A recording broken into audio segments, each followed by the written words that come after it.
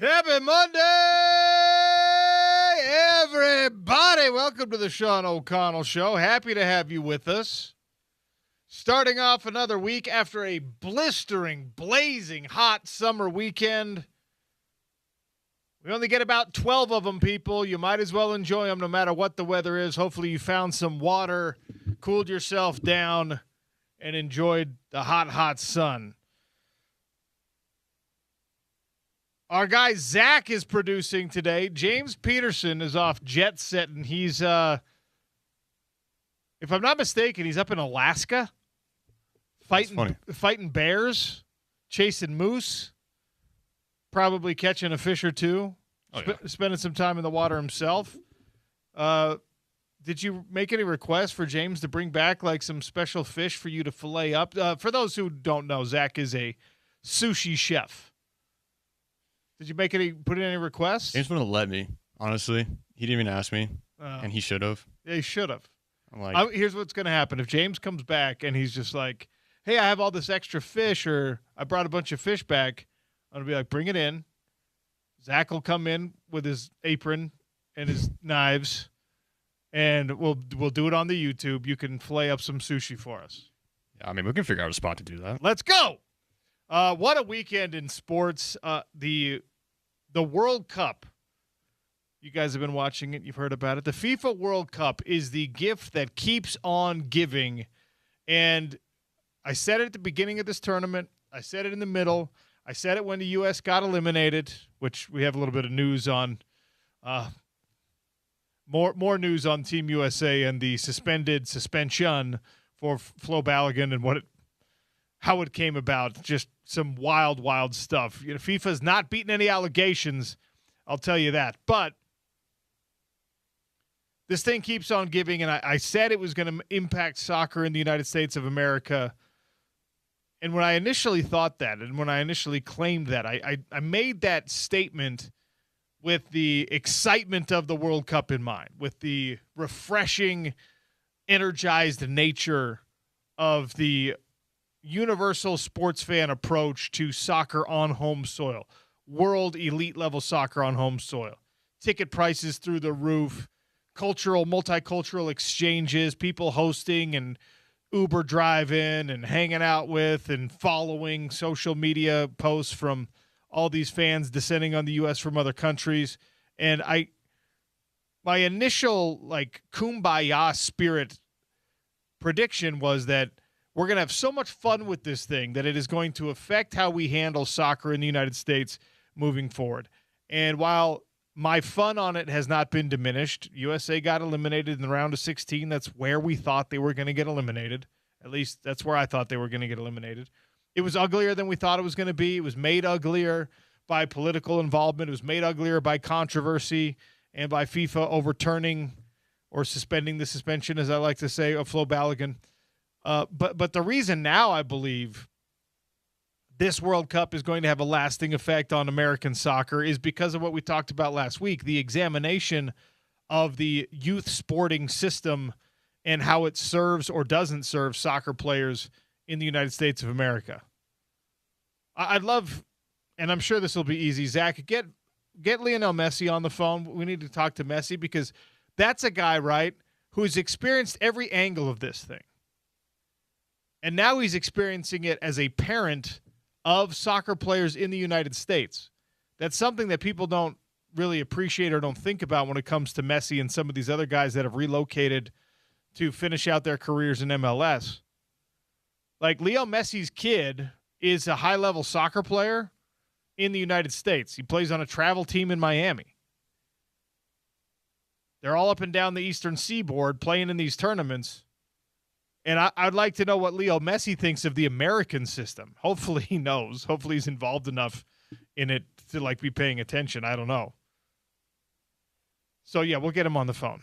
Wink, wink. So I think that the examination of youth soccer and the soccer development in the United States is an important thing here. The contrast and compare of what you're getting from we acknowledge that we might have a problem in the U.S. with it being too expensive. And then the next intuitive thing to do is say, well, how's everyone else doing it? And Norway's out now, but Erling Haaland and company had a really excellent World Cup. We're one of the, I think, squads that developed a bunch of hanger-on fans, jump on the bandwagon fans, and there's nothing wrong with that because when your country is out, you got to attach your allegiances somewhere else, and it felt like Norway was the beneficiary of some of that with, like, Scottish fans and whatever. And you get the reports like, hey, this is how they do it in Norway. Youth sports are free. Everyone gets to participate. Now, Norway taxes their citizens at like 65%, so that might be part of that equation. But then you look at it, well, what about the professional clubs overseas? Well, professional clubs overseas have a mandate where they have to invest in infrastructure for a trickle-down effect. They have to. If you're not supporting like a little league attached to your professional club, then you don't get commission. You don't get licensure as a commissioner, as a professional club. Like, that's cool, right? So all these things are, I think, informative for the American fan base. For me, one of the most interesting things that I think will have significant carryover in American culture and American sport is watching the VAR controversies that exist in this particular World Cup. And American sport has been at the forefront of integrating technology and trying to make the game more accurate, trying to make the games easier to call for referees, trying to make it a more on-the-nose outcome, right? Like, you don't want bad calls to be ruining things. You don't want missed, that foot out of bounds. Like, we have replay now. And American sports adopted instant replay long before European soccer did. That was one of the hilarious things. You had these multi-billion-dollar leagues over there that just refused to use VAR, refused to use a chip in the ball, refused to use GPS, refused to use anything, right? And everyone's kind of come around to this, and now the next generation of this is AI, and I'm a skeptic that is going to make everything better. But this World Cup puts it like, for the entire planet, and because it's a North American World Cup, it forces us to confront some of our own relationship with replay in the United States.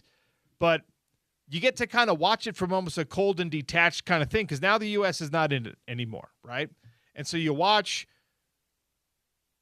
VAR work against Switzerland, which allows Argentina to advance, which, of course, serves the FIFA interest, which then drums up more controversy for people, just like, oh, look at this. They're favoring Leo Messi. They're favoring Argentina because they want the revenue. They want the eyeballs on it. Look, none of us would be excited if Switzerland had advanced. I'm the most casual of casual soccer fans. If Switzerland advanced there, I'd be like, that sucks.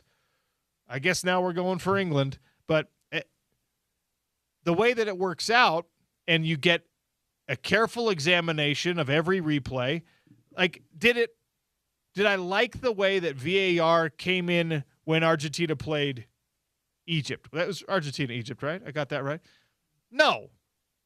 You take away a goal from like 6 minutes before, or you take away a goal based on something that happened on the opposite end of the field a long time before. I don't like that.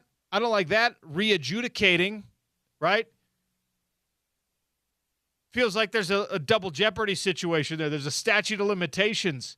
You can't go that far back in the replay, in my opinion. But under FIFA rules, yes, that works. And there's not a lot of disagreement about whether or not that was a foul or not. I think there is some disagreement about whether or not it is like grasping at straws to try to take something away from someone because you want certain outcomes. I'm here for those controversies. I'm here for those conspiracies. The one with Switzerland, especially through the American lens, was, I thought, far more important when we're talking about how it will affect American sports. And let's be honest, if this is not going to be treated like an Olympic cycle and we're going to continue the conversation about American soccer and America's place in the world landscape of soccer and soccer in general, not only with MLS, but international soccer, you have to appeal to the American audience. And the FIFA rules are not designed for that. But if I'm the commissioner, if I'm the head of all FIFA operations, if I'm the replay official for FIFA, if I'm whatever, I am absolutely trying to draw in a potential soccer market, a potential soccer fan base where I have an untapped 300 million people and the wallets associated with them. That's what sports is now. It's a business, right? In this case of Switzerland's, some people think unfair treatment based on VAR. I think totally fair. I think that the thing that has to be removed from soccer in order for the American fan base to embrace it the way the rest of the world has, and I do think it serves the rest of the world as well, and it needs to be more consistent with enforcement, but Switzerland flopped in a way that even by World Cup standards was completely egregious. No contact, throw yourself down, roll over a couple of times, act like it's the end of the world, act like a sniper was posted up on the edge of the stadium and got your ankle. Briel Mbolo was, for some people, controversially sent off. He got a second yellow card for simulation, which is the official soccer speak term for a flop, right? Absolutely deserved to be penalized. I'll let all of you hardcore soccer people decide whether or not a yellow card, a second yellow, a red card, a second yellow, especially when you know he's going to be sent off, whether that's too harsh a punishment. But that should happen every time, every single time. My family and I went to the Utah Royals game on Friday night. Shout out to our guy, Trey Fitzgerald. And the NWSL players flopped significantly less than the best men's players on the planet did in World Cup play. Significantly less. It's not completely absent from MLS soccer. It's not completely absent from NWSL, but it is drastically reduced, drastically different, completely different. And I have grievances against the way that the U.S. men's national team, in their failed attempt against Belgium, wasted opportunities to actually get a decent touch on the ball, to get a strike on the ball, because they were too busy trying to draw contact, to worry about contact, to get a whistle. It happened too much. And my wife was a college soccer player, and she was like, every time I bring it up while we're watching at home, she's like, no, you don't understand. They're incentivized to do this. They have to do this because that whistle is so important to them. Sometimes that brief stoppage of play is so important to the team. Sometimes it translates to a set piece that you otherwise would not have gotten if you didn't flop. And I'm not here for that argument. I'm not going to listen to it. Not if you're trying to tell me that soccer is the best sport on earth. It is the thing that keeps it from being the best sport on earth, the number one issue. There's more than one. The number one issue from it being the best sport on earth, well, it is, in the opinion of everyone else, but the one that's recognized as such here in the United States is what you saw the referees, consistently or not, in the good spirit of the game or not, they were blowing a whistle on an egregious flop, and they yellow carded it, and Mbolo got sent off, and Argentina ends up winning 3-1, and they advance.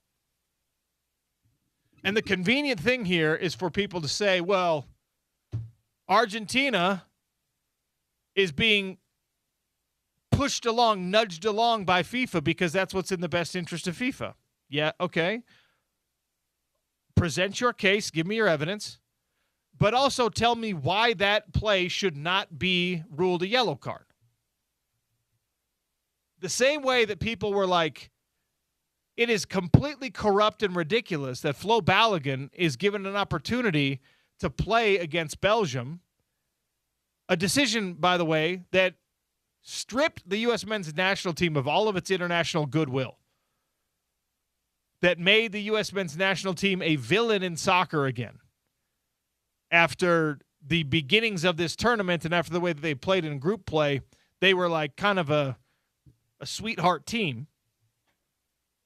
Took all that away, maybe affected the performance of the team, maybe affected the outcome of the Belgium game. But in that case, if you're saying this should never happen, this should never, ever, ever happen, okay, I will hear your argument. If a red card like that should never be reversed, if a red card suspension should never be put on hold or reversed, to me, the burden of proof on you then is to say why that red card should have been issued in the first place. And I've come to the conclusion that the overturning of that, or the functional overturning of that, isn't actually overturned. It's just delayed. But the functional overturning of that, the allowance of Flo Balogun to play, was, I think, it came via a corrupt process. Even though I think it was the correct call, if you go back to the moment of the foul, the correct call is for him to not be red carded in the first place, to not be suspended in the first place. Two things can be true at the same time.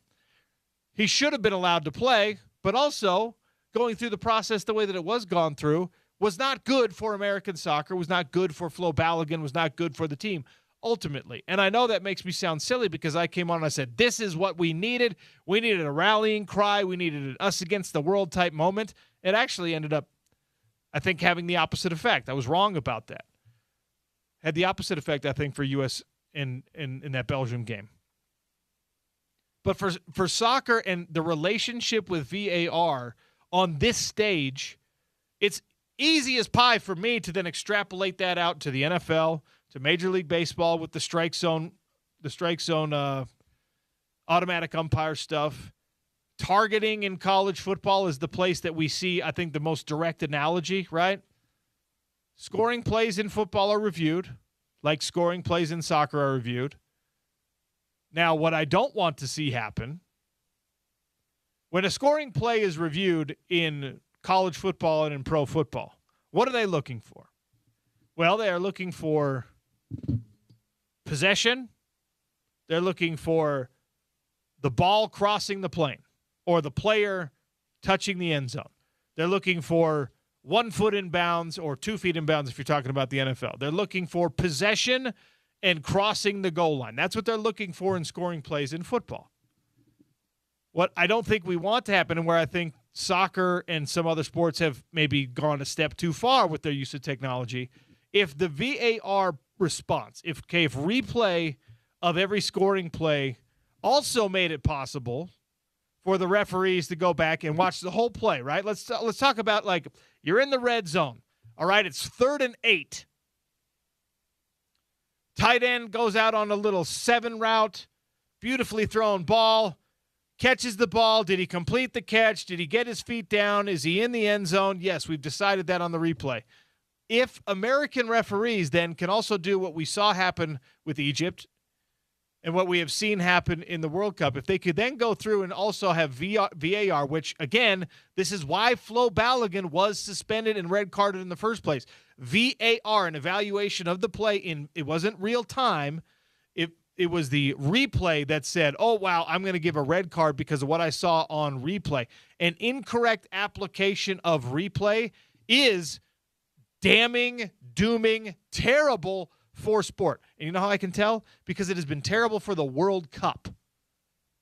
It has been damaging to the conversation and the enjoyment of a World Cup, which is globally the sporting event. There are fan bases out there that are gnashing their teeth and screaming at the moon because of how not the play or the referee handled things, but because of how replay handled things. If you go back in football to that touchdown scoring play or that first down or that whatever, and you also evaluate whether or not the offensive line was holding, if you also evaluate whether or not somebody's hand hit the side of the helmet and then a finger hooked into the face mask and it wasn't called during, and you could go and you could penalize based on what you see on replay. Every single play in a football game has a penalty happening. Every single one. Now, they get called on, a flag gets thrown on what? 5-10% of plays in a really, really flag-heavy game? If you go back and you let instant replay evaluate all of these moments and re-adjudicate that situation, every single touchdown is going to get called back. Oh, turns out we went back to the fourth play of that scoring drive, and, left tackle was holding, so touchdown eliminated, right? There is such thing as excessive use of instant replay. And drawing that line, figuring out that line is where the World Cup needs to get better. It's where college football, the NFL, Major League Baseball, NBA basketball need to find the right balance and use this World Cup to help find that right balance, right? Yep. A huge problem that happened in the NBA this year.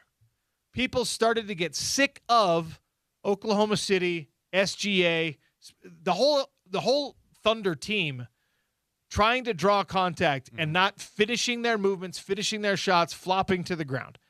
Now, whether or not they're going to have shortened careers because of that, whether or not they're going to have injuries because of that, that's a completely different conversation. Are you serving the competition and are you serving the fan base? Those two things go hand in hand. If you're not playing in a way that has integrity relative to the spirit of competition, if you're not playing in a way that is, for lack of a better term, straightforward, then your fan base is going to at some point be like, I don't like this. I don't like what I'm seeing. And we saw that happen, by the way, with the league MVP and the defending champions in the NBA. Everyone outside of the state of Oklahoma soured on OKC because they're like, geez, we get it. You want the whistle. You want the free throws. We get it, right? We've been through iterations of this in NBA basketball before. Yeah, it's the same with tanking too. It's the same with tanking. You don't want, like, nobody liked Hack-a-Shack. Nobody likes tanking. Nobody likes SGA falling to the ground and flopping every 5 seconds. We hated it when it was Dwayne Wade doing it. The league put in non-meaningful fines. They didn't actually enforce any of this, right? They put in new rules, though, and said, hey, we're going to give you a $5,000 fine, and then it's going to go to $10,000. It's going to go to $50,000. It's going to go to $100,000. I don't know how many they actually handed out, but it's been part of the NBA rulebook. Now, if you truly penalize, like, not, we're going to go back and we're going to watch the replay and we're going to give you a fine tomorrow, or we're going to give you a fine next week for flopping.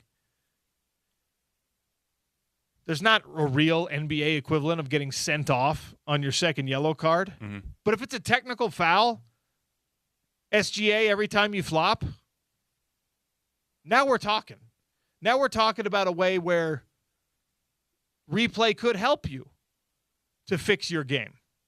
And that has to be collectively bargained in the NBA, so it's never going to go like that. But there's something to it, right? Finding the right balance of this. And it is exactly that. It is balancing a basketball and it's balancing a soccer ball on the tip of your pinky finger, because if you excessively rely on technology, if you go too far on technology, then people aren't going to like it. The way that we don't like a goal being taken away from something that happened 48 seconds ago on the opposite end of the field. We don't like that. Nope. And I don't want to speak for everyone, I do like the idea that if your best player, instead of trying to play the ball, is diving to the floor, diving to the turf, diving to the grass, and acting like he's been shot, instead of just trying to play the game and to win, if he gets punished for that, I do like that. And if it takes replay in order for us to get to that conclusion, in my opinion, so be it. Targeting in college football, at first, if you remember, targeting was not reviewed, was not reviewable. Targeting was just like, hey, that bang-bang play, that clash of helmets that I thought I heard, you're out. Number 20, you're out. Number 32, Yep. You're out, starting linebacker. You're out, 52. You're gone. You're gone for the rest of this game and the first half of the next game in some cases, right? And then they realize, like, oh, we got a couple of these wrong, where we understand why the referees in a bang-bang moment thought that was targeting, but we're going to bring in replay and we're going to evaluate whether or not it truly was. And guess what? They did that to a point where all of us were like, oh, cool. So then if they issue a targeting that wasn't actually a targeting, we're going to take this away and maybe the penalty stands, but the kid gets to continue to play. Right. And we're like, yeah, that's a good thing. Guess what also happened? They got to go frame by frame, slow motion by slow motion, and see whether or not any kind of contact was made between helmet and face mask, helmet and shoulder pad. They got to evaluate in hyper slow motion, freeze frame by freeze frame by freeze frame, whether or not a player's launch angle was appropriate or it was too much. Go back to last year's BYU-Utah game. Lander Barton on that infamous horrible play, right? Yep. Where Bear Bachmeier is in the grasp, but then he is let go and actually nudged along, ends up getting hit by Lander Barton. It is deemed a targeting foul. Now, it was a loud hit. It was like, okay, that might have been target. I will make an argument that it was side of the head to side of the head clacking together, and that is why Lander got ejected. Yep, I do remember that. So that was one of those, and I fully acknowledge I might be crimson tinted glasses on that, but that was one of those where you're like, oh, wait, the unintended consequence of trying to get it right is that you're like over-analyzing things. You want to be analytical. You want to get it as close to accurate as you can. But, again, if you go through every single play in every single sport in slow motion and freeze frame it, you're going to be able to see things that referees are missing and, by the way, are supposed to miss. Right? Yep. A hold happens on every single play in football, I promise. A foul happens on every single possession in basketball, I promise. Every single one. A by the book, if you slow this down in slow motion and you freeze frame it, a foul is happening on every possession in basketball. Well, and especially with the contact sport too, like there's going to be some sort of contact where it can be, a penalty or not a penalty. I mean, in soccer, and I acknowledge that I'm jumping on this bandwagon and I'm becoming an expert I throw up expert air quotes very casually. I'm becoming an expert and passionate about this in like a 2-week span. I fully acknowledge, okay? I went to Wimbledon. Wimbledon, they use technology, man.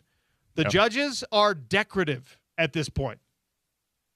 That person in the chair, Zach, you could fly over and do it. I could fly over and do it. You want to know why? Because you can't get it wrong. Not anymore. Because there's a trillion cameras. There's AI. There's a computer simulation. You remember all those great moments we used to have of John McEnroe yelling at a chair umpire? Doesn't happen anymore. You want to know why? Because immediately after a ball either touches a line or doesn't touch a line or grazes one side or another, immediately, instantly, there are screens on court side right there that show the contact of the ball either with the white or outside of the white or inside the white or whatever. So players, like how you see things doesn't matter anymore. Yeah. Judges, how you see things doesn't matter anymore. There's a computer telling us. We've seen that happen in Major League Baseball. And if you're a traditionalist, you're probably like, ooh, do I like this? Do I not like this? I think the answer is in baseball, you probably do like it. You probably have to like it.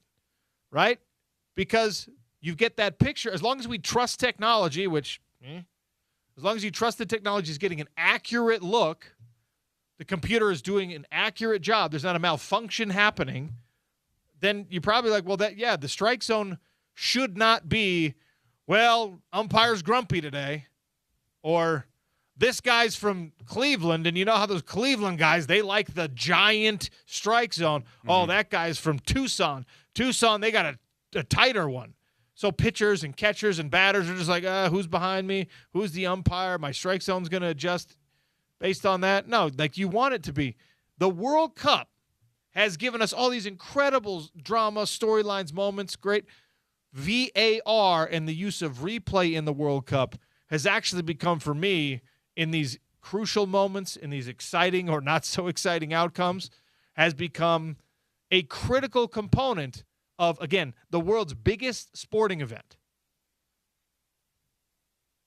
An actual centerpiece of the conversation in the most important results in the most important tournament worldwide for sport are centered around what? They call it VAR. We call it instant replay. Yep. Honestly, I could go on a whole tangent rant about VAR this tournament, but I may save that for later if I get the opportunity to do that, because I have so many complaints and so many not complaints about VAR in this tournament, especially with like the Flo Balogun, like as we've been talking about. Right? And if you hate VAR, you kind of have to hate all of it. And if you love VAR, you kind of have to love all of it, right? And that's where I'm at, because I'm like, well, hold on. Because I love that this Swiss guy was penalized for clear non-contact that he tried to make into a foul. I love that he was yellow carded for that. And if he got sent off, so be it. What I don't love is when Egypt committed a foul at the other end and they didn't even blow the whistle. They didn't worry about it until after Egypt scored. And then they're like, rewind, though. And why wasn't VAR used to change an outcome when a goal kick hits the guide wire on the sky cam, right? It's got to be consistent. So I do believe if you want to hate all of it, you should hate all of it. If you want to love all it, you should love all of it. But anyway, I could rant on this forever. It's not a good idea to continue to do so. We have Jay Nolly joining us. He might have some thoughts on this. We've got maybe an update on potential future eligibility for Utah football seniors if they get grandfathered in on a new 5-for-5 rule. We've got later on in the show today, Roxy Bernstein joining us. There's just a lot of fun stuff going on here on a Monday. But Jay Nolly next. It's the Sean O'Connell Show on ESPN 700 and 92.1 FM.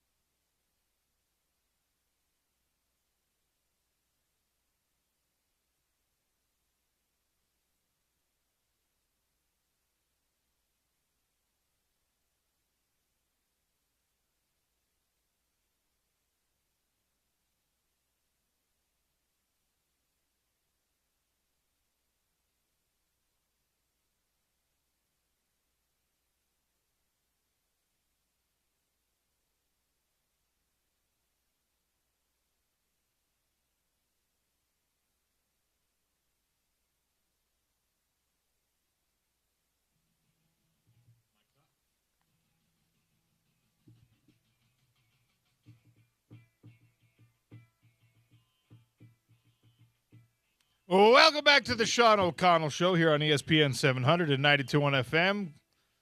Fun show lined up for you today. Zach Bryan also taking over Rice-Eccles Stadium August 7th. ESPN 700 wants to send you and a concert buddy to the show. Spence Checketts will have tickets to give away at about 4:20 p.m. for your who chose that time to give things away, Zach?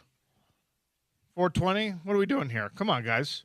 Zach Bryan at Rice-Eccles Stadium August 7th. More details are available at ESPN700sports.com. Jay Nolly joins us to talk, you guessed it, a little World Cup. And RSL, by the way, back in action this week as well. Jay Nolly, welcome to the show. How are you? Good, OC. How you doing? Man, I have, over the past couple of weeks, I have become a long overdue, diehard, deep in my bones and blood soccer fan. I never thought it was going to happen, but that's what an American World Cup has done for me at age 42. Oh, you know what? And I think it would have excelled a little further if it would have gone better with Belgium. Yeah, well, that probably would have happened. I would have gotten USMNT tattooed on my face or something crazy. But in all seriousness, this has been a really, I think, informative, cathartic, important World Cup for the average American sports fan who probably previous to this was not a hardcore soccer fan. And, you know, it's not just because of what happened with the U.S. men's national team, but just like seeing it. They've done such a great job with the broadcast, watching the way that like the American sports culture meets up with all these other like visiting nations and their fan bases. And I said it at the beginning of the tournament. I said it while U.S. men's national team was still alive. I still believe it's true. I think that there is going to be a lingering after effect, a positive one, for the U.S. and its relationship with soccer after hosting this World Cup and it going the way that it has gone. Do you feel the same, or do you feel like the exit and some of the controversy that happened before the exit may have soured the American soccer fan or the potential American soccer fan? I think overall, you know, especially in North America, Canada and Mexico has gone really well as well too. You know, the external look, you know, the world's view of now coming inside America a little bit more has definitely been such a positive. You know, we saw the different teams, the cultures, what they've experienced driving across the country has been phenomenal for a lot of people. They just didn't understand what America was really all about. I think that second piece was, you know, the Americans grasping onto soccer or football more than we did prior. And we saw a huge lift, you know, in 94 when it was here. I don't know if there's going to be a long-term hangover. I do think we've turned a lot of eyes, but now it's a lot of it's up to the MLS to live up to those standards of, you know, the other leagues in the world. You know, there's still a lot of viewership of the Premier League, you know, La Liga over in Europe. But getting that lift, you know, in MLS for that TV viewership will be huge. You know, some of these big teams, Seattle, across the country can get great fans locally, but it's, you know, kind of stretching across and selling out Columbus Crew, you know, making sure Kansas City's back to where they need to be, those types of pieces. Hopefully we'll see that lift. I'm just not sure how long-term it is. But I do think everything just turns so positive of how many people I've talked to just being like, I've never really watched soccer and I love it. What do you make of the like national television conversation about youth soccer in our development programs? That's been one of the interesting after effects of the you know, the U.S. exit from this tournament is immediately people are like, okay, well, why aren't we better? And I understand that. I was asking the question myself, and one of the major points of blame seems to be that there's I don't know, a problem with the way that we develop soccer talent, the accessibility of elite soccer for, you know, families that might have great athletes but can't afford to develop them the same way. I have not been in that world. I don't know how much you've been in and around that world. You're obviously much closer to soccer than I am. So what are your thoughts on that conversation being like really center stage on like, I mean, it's on SportsCenter. Alexi Lawless is talking about it on Fox. What do you think?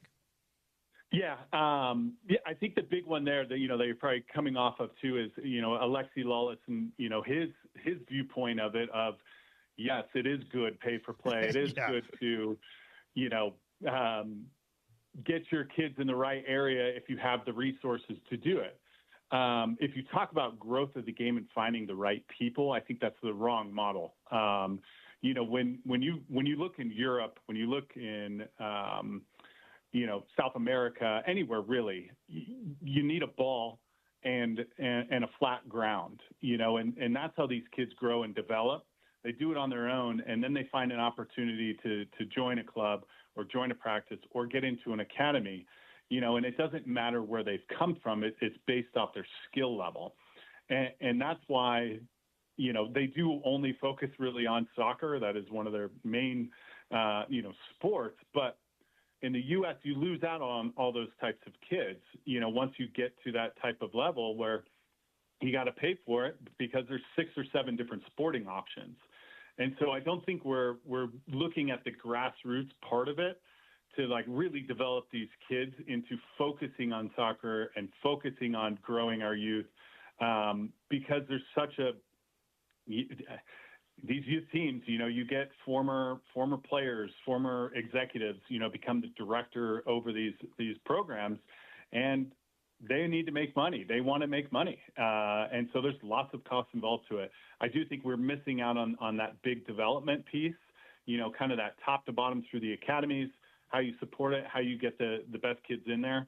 I think we miss out on a lot of that. And I think it's going to, continue to hold us back a little bit.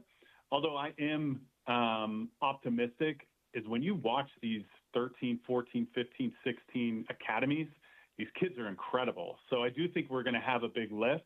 I just don't think it's what it should be, and I think it does strain a lot of families. Jay Nolly is our guest here on the Sean O'Connell Show, talking about World Cup soccer. We'll talk all things soccer while we have the time for it. What do you make of the use of VAR, and really, I guess, just the conversation around how VAR seems to have changed some outcomes in important ways in this tournament? The Flo Balogun thing was centered around VAR. Twice now, Argentina's had somewhat controversial conversations involved with VAR. It feels like all the surviving teams have had at least one thing go their way when it came to VAR. What do you make of it? Yeah, I think it's been tough. I don't think it's been a good look for the VAR crews. I do think they were trying to follow the letter of the law in a lot of them, and it just kind of bounced the game awkwardly. The Flo Balogun one, no, I don't think it was a red card. I do think the call should have just been left on the field where there was no foul. Honestly, it was just an awkward play in a collision. But once you do that, you bring everything into play. I think the Argentina one against Egypt as well. Hard done for Egypt. Little tiny contact goes the other way. They score a goal. Could have got them to 2-0 against Argentina, and it comes all the way back. And it was just a long process. Unfortunate for them as well. And then, France gets on the good end of one. So it's just been tough because I think the calls have been, razor thin, and they've kind of gone in the direction that the public and the reviewers have just said, that's not the right way. We should have done this. And it's, by the way, the World Cup, and so Argentina has just been, they've been electric in kind of the good and bad ways, extra time, fantastic goals, and then living on the edge with some calls. But just overall for VAR, there's just been some big ones that have just made it look pretty bad, that have slowed down the process and just kind of gotten the call wrong overall. Who's going to win this thing now that we're down to our Final Four? And I'm going to say, I don't know about you. I love this Final Four. Cinderellas are fantastic. Love Cinderellas kind of going through. But Argentina, France, Spain, England, some of the top, probably 6 in the world, maybe the top 4 right now, playing to win a World Cup, and just such storylines is there as well, too, with, Messi and Mbappe with the goals. Spain just so consistent and strong, only giving up one goal. And then England, who just, is just grabbing onto the country and flying through. So I absolutely love it. I picked Spain before the World Cup. I think France is the best team right now. So I think that France-Spain game is going to be very interesting how it goes. But you can never, I could easily see England beating Argentina, but I'm going to stick to my guns. I'm going to think Spain gets its way through, just being the more sound all-around team, defensively very strong, good through the midfield, and they've been creating enough opportunities to get goals up top. You just mentioned the Cinderella aspect of this, and there were some teams that kind of captured everyone's hearts. Cape Verde is the one that jumps to mind for me, and not only the team, but obviously their goalkeeper apparently is in advanced talks to maybe come to MLS. I haven't seen the latest on that. So you love those stories. That's great. And immediately FIFA's like, well, we might actually expand this thing even further. A 64-team World Cup means everybody gets invited.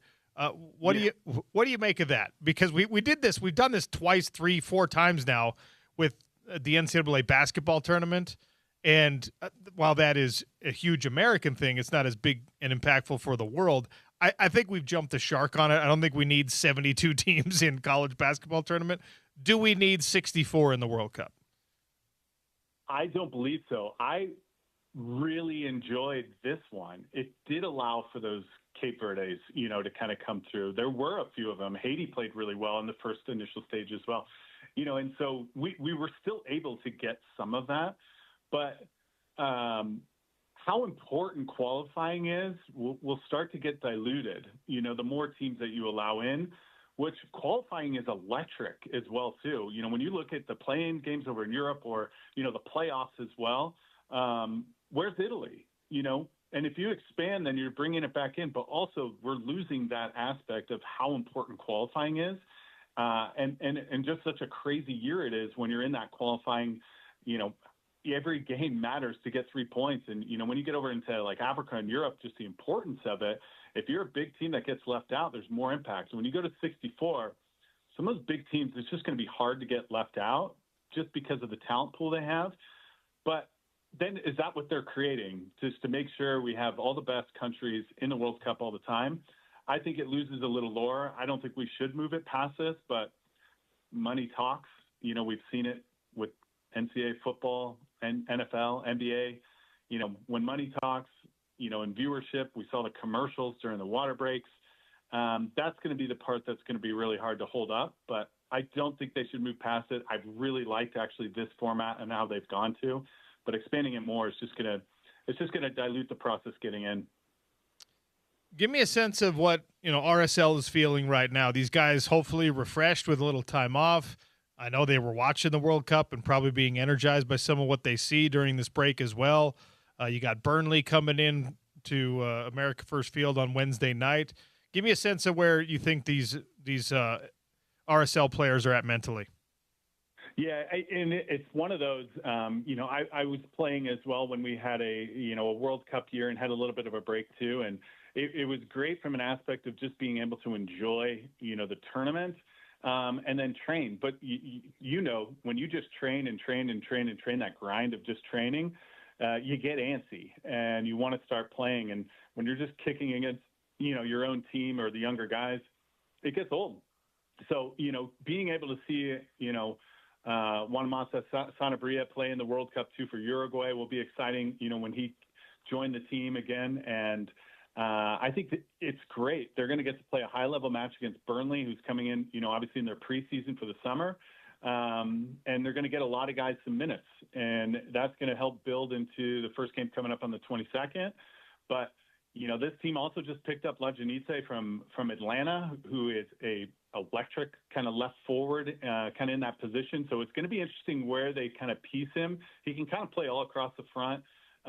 But, you have Diego Luna, you have Gozo, who's doing really well, Solans and Glavogia as well. So they just picked up a very, very solid piece from Atlanta, which will be interesting to see him against Burnley. But also that second part of the season, this team's really got something that they can push forward. They've positioned themselves well, and I think they can get to those next levels if it really starts clicking on the front. Jay, appreciate your time and your perspective, sir. Thanks so much. We'll chat again soon. Yeah, always good hearing from you, OC. Have a good one, bud. Jay Nolly, great stuff from the former MLS goaltender. Obviously spent some time here with RSL. Big thanks to him and every one of our soccer guests that has really helped me along in this World Cup process. And it has been an incredibly fascinating tournament. And I'll say this, I always exaggerate my excitement and I really dive into the Olympics and things like that.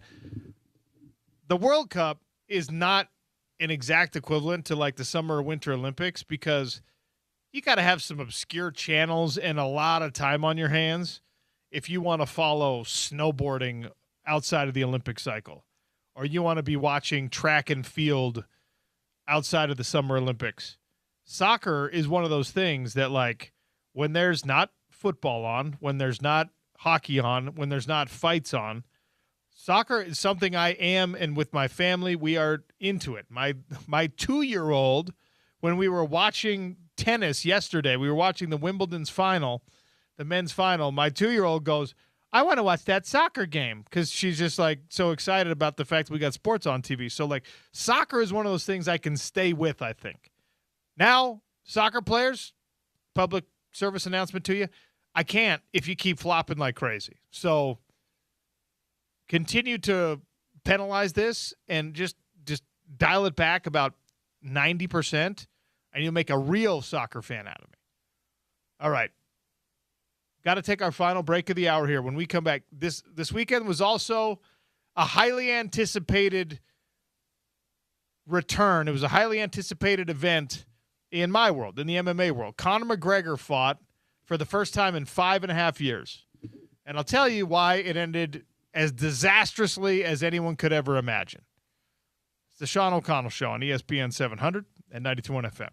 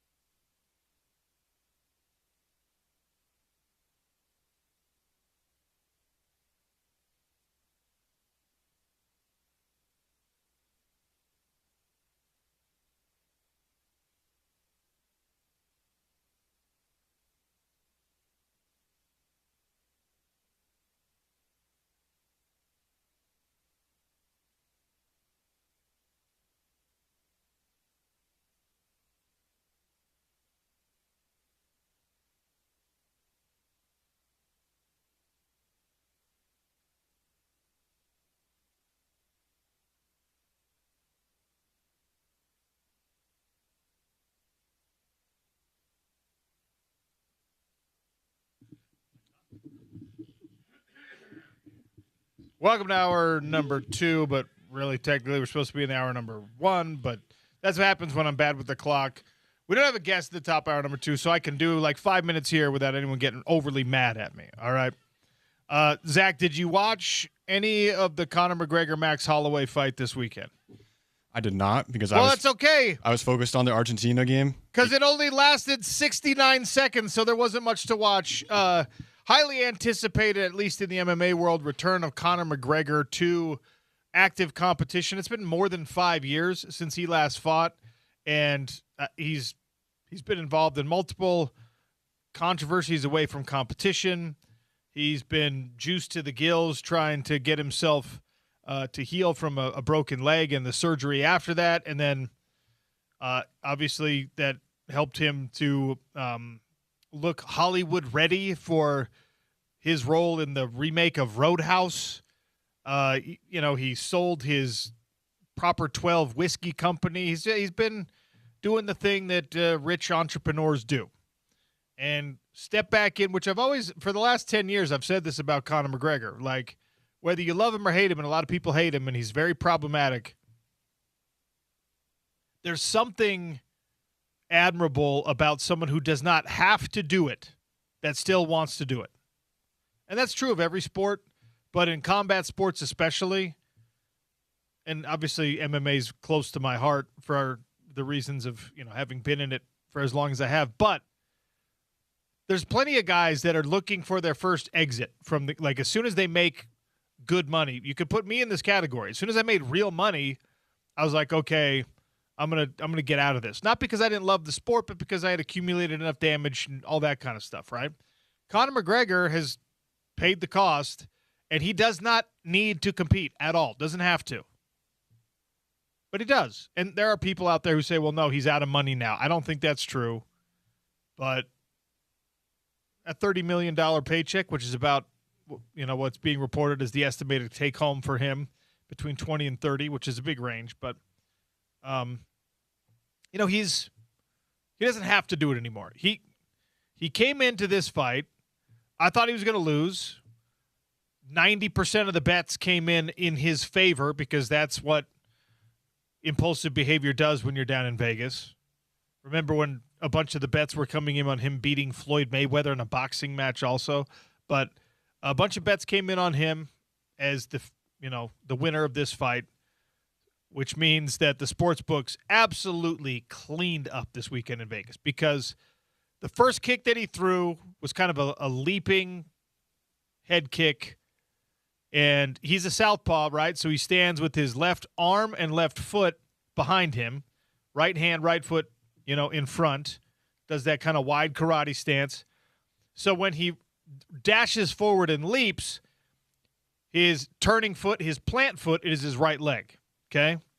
And he lands on that, and you can see his leg give out. And then he tries to throw another kick, and the leg gives out again. And then, he's on the ground getting beat up a little bit. He gets back to his feet. You can see he's unsteady. And his opponent, Max Holloway, who's my favorite fighter, Max Holloway's like imploring with the referee. He's like, there's something wrong with him. He's injured. Just call it it's over. And a few seconds later it was, because Conor reaches back, grabs his right leg. Now, that by itself, anticlimactic, annoying. It was otherwise a really great card, a bunch of big finishes, a bunch of fun fights. That by itself is just like, that's what happens when you take 5 years off and you come back and you think you're going to be able to throw a crazy technique. The reason it became more intriguing and perhaps controversial for people is, the broadcast team is doing their best to oh my gosh, I can't believe this happened. Where did it happen? The slow motion replays of him landing funny and his knee kind of buckling. And then the internet sleuths come out, and they actually even did this on the broadcast. You walk out for a boxing match, you walk out for an MMA fight, and there's those final moments before you actually climb into the ring or you climb into the cage. And in those moments, you take your shirt off, you take your robe off if you're a boxer, right? They put a little extra Vaseline on your face for the anti-friction. In MMA, they check to make sure you've got your groin protector on. You smile so they can see you've got a mouthpiece in. They inspect your gloves to make sure there's no foreign objects tucked into your gloves. They even check your fingernails to make sure there's not long or jagged fingernail situations going on. And then you walk in. And most guys are wearing socks with no shoes or like slides, flip-flops, whatever. And Conor McGregor, in that moment, they've got cameras on you, right? So then they show on the broadcast, they show that he's maybe a little unsteady on his right leg as he's kicking his slippers off. Interesting. And everyone's like, oh, did he come into this fight injured? Why does that matter? Well, because if an athlete is trying to fight hurt, that's normal. Everyone's hurt by the time they get to the fight. Mm-hmm. Bumps and bruises in camp. Now, trying to compete while injured in a prize-fighting, heavily bet-centric sport like combat sports, now we're talking about something different altogether in a lot of people's minds. If Conor McGregor came into this knowing he had a blown-out right knee, which is the ultimate result here, he's going to have surgery. He says he's going to rehab and come back and fight again. He's got one fight left on his UFC deal. I don't care about any of that. The question is, did he and his team know that he was broken, that he had a bad right knee? And people are looking at everything. We spent a half hour talking about replay and VAR, right? That's not just in sports competition now. There are people, paparazzi follows this guy, right? Him going to a pain management clinic. Was he going there just to get a massage, to do that weird cupping thing?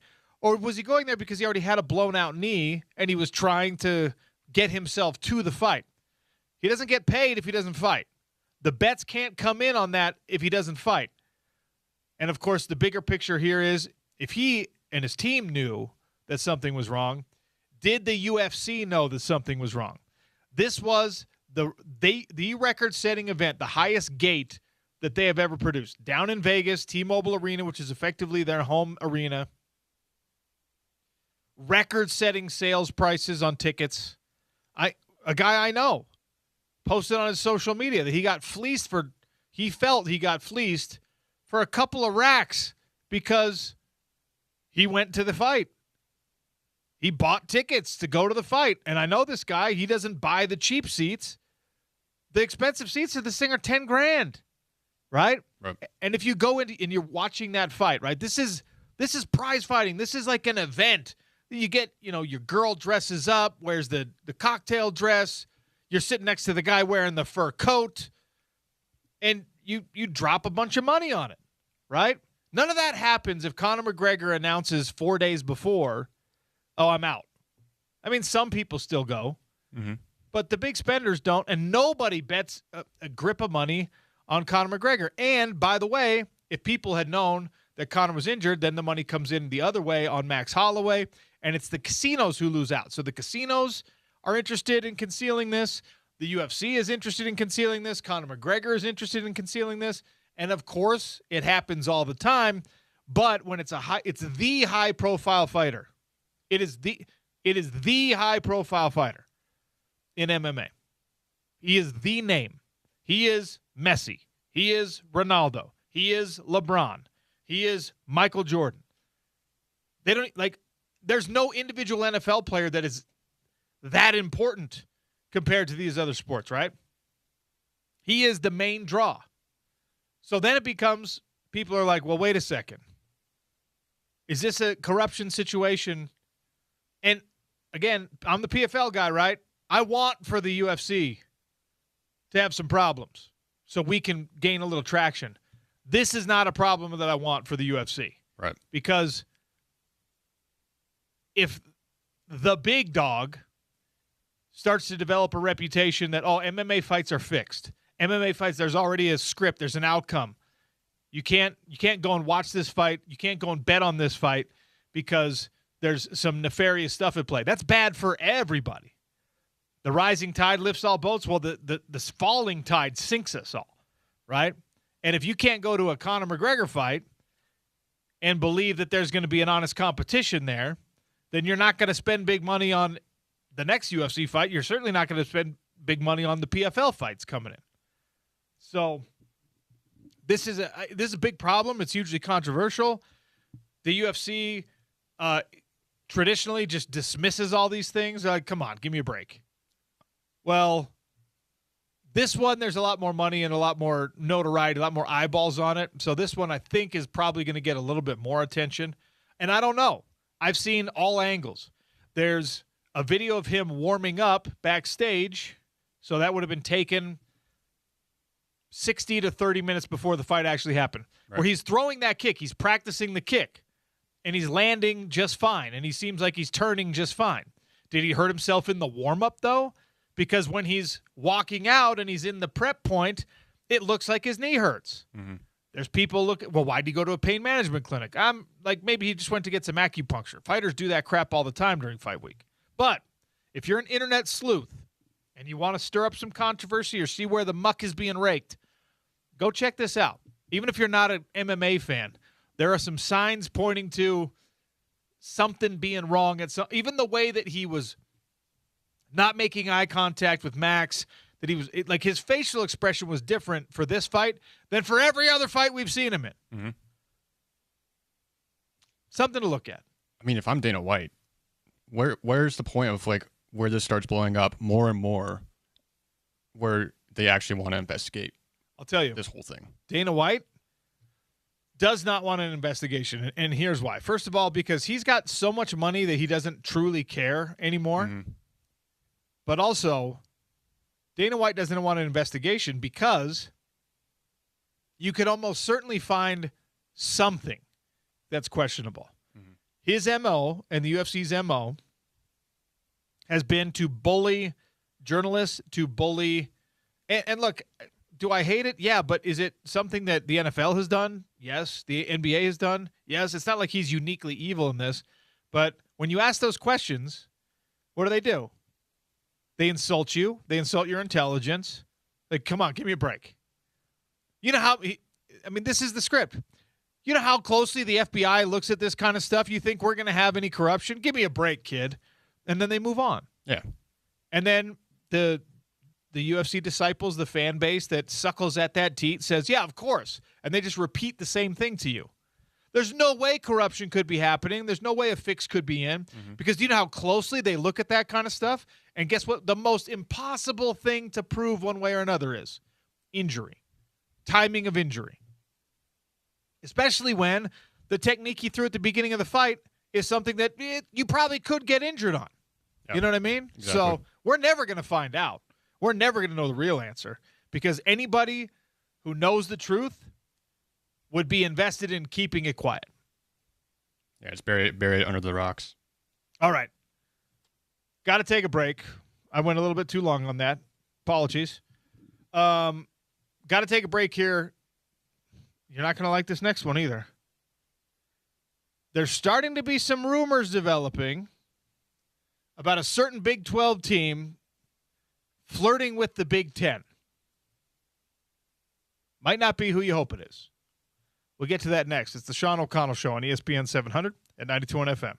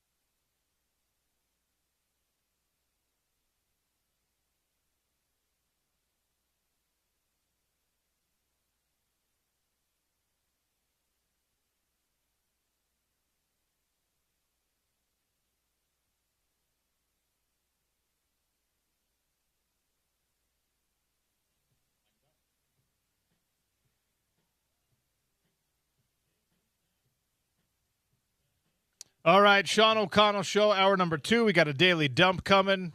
At 1 o'clock, Roxy Bernstein's going to swing by. We could talk a lot of different things with Roxy, World Cup, hockey draft, Mammoth roster moves, baseball. Roxy could cover it all, and we'll probably do that when we get to Roxy. There's this strong contingent, strong, small, but strong, and very vocal contingent of Utah fans who live with the sincere belief that it is an eventuality that Utah gets invited to the Big Ten Conference. Probably sooner than later, for most people's belief. I'm of my own belief that a big part of why Utah did the private equity deal with Otro Capital to create Crimson Brand Partners was to correctly position the athletic department and the university to potentially make such a move in the next round of realignment. For Utah, the academic standing of the university, the research success of the institution, the medical school, all these things make you a perfect fit for the Big Ten football conference, for the Big Ten basketball conference by extension. It is the desired landing space. It's the Shangri-La. It's the Great Valley, shout out land before time, for Utah athletics. It's where people want to end up. I'm a little bit more skeptical than others that that's where, or that it's an eventuality. There's strong possibilities, and there are conversations because it serves all parties to have those conversations. And to the chagrin and the annoyance of your rival fan base, this is something that is reported on and talked about, again, by this loyal, loud, convinced group that, hey, this is what's going to happen eventually. And maybe it will. You know who's been left out of those conversations every time Utah people bring it up? BYU. And now some fringe outlets, again, fringe outlets is important here. Some fringe outlets are starting to report on BYU beginning their own flirtation with the Big Ten, right? They're asking them to dance at the singles event, okay? Hands on hips, hands on shoulders, all right? I don't want any of this close quarters type stuff. It is right now a rumor, and rumors in reality are often convoluted by college sports fan bases. The very thing that BYU fans hate about Utah fans and Utah fans hate about BYU fans, or you're all guilty of, right? Utah fans, a certain contingent wants to believe you're too good for the Big 12. The Big 12 is not a happy landing spot for you. It's not a place where you can thrive. And to some extent, to a very large extent, you're 100% right on that. The Big 12 does not provide you with the resources, does not give you the same access to funds, and that's where, I mean, the almighty greenback is ruling college football. You need to be in a place where you get as much of that as possible. The Big Ten's just got twice as much as you've got. So being in the Big Ten is better for your athletic department. Receiving a half share of revenue in the Big Ten is better for you because then you're going to work towards a full share, right? Remember when SMU decided they needed to join the ACC and they were like, don't even give us revenue. We're an oil money school. Don't even give us revenue. We will pay our way into your conference, right? It's the same way. Zach, what's your dream job in life? What is your dream job? To be in that chair you're sitting in, obviously. I want to do some play-by-play stuff and color. Okay. So I thought you were going to say that, right? Yeah. If somebody came to you today and said, OC, we're kicking him out of the chair for a month. We want you to do it, but we're not going to pay you for that month. What would your answer be? Yeah. Repetition. Say, of course. Give me the reps, right? Give me the opportunity. Because if you believe in yourself, you're like, I will prove to you I'm good at this, and we will get to a point where now you have to pay me, right? Yep. If somebody told me, hey, we want you to call big noon kickoff game, but we don't have any money for you, I'd be like, cool. I'll also buy my own plane ticket if you need me to. Mm-hmm. Just give me the chance, right? SMU took that stance with the ACC. Right. I bet if you asked Utah and BYU and everyone else, and you really got them speaking the truth, like, yeah, we will do that to join the Big Ten, because then you're on the right side of things, right? And you could go in and you could win some football games in the Big Ten, and then the Big Ten would just be like, man, we like these guys a lot better than we like Rutgers. These guys are more fun to have at the party than Maryland is. Illinois, you disappoint us every time. You battle your way up into the rankings, and you just the rest of the season. Yeah. We'd rather have these guys, right? And you would take that opportunity. And that's where a lot of Utah fans think the future is. And now BYU fans, as much as you hate it, you're doing the same thing. These reports are coming from, again, these fringe-type places. These podcasts, lawlessrepublic.com. You're just a BYU fan site, all right? A Spokane, Washington news station had this in their sports section. It's flirtation, it's speculation, and right now, it is just a rumor. But that's also true for Utah fans. So if you're a Utah fan, you're like, no, the Big Ten wants us. Honestly, people are going to hate me saying this. From a sports standpoint, from a sports-only standpoint, the Big Ten should take both. Sports only. The academic standing thing, that's what BYU's problem is going to be, because for now, and I think this is going to go away in the next 5 years, for now, these university presidents are keeping up the appearances that what you are as an academic institution still matters. I believe that's going away. I believe we get a separation of church and state, so to speak, between athletics and universities in a real and legal sense sooner than later. And at that point, the university president doesn't get to say, well, we don't want a religious school in this science-based conference, right? There, you go back to when the Pac-12 was expanding, that was one of the things that hurt BYU. And by the way, I wish it hadn't. I don't like Notre Dame uses it as kind of their calling card and their ability to be a standalone type thing. I don't need a conference, and other conferences would be happy to have Notre Dame. Notre Dame is checking a few more of those boxes, despite the fact that they're a religious institution.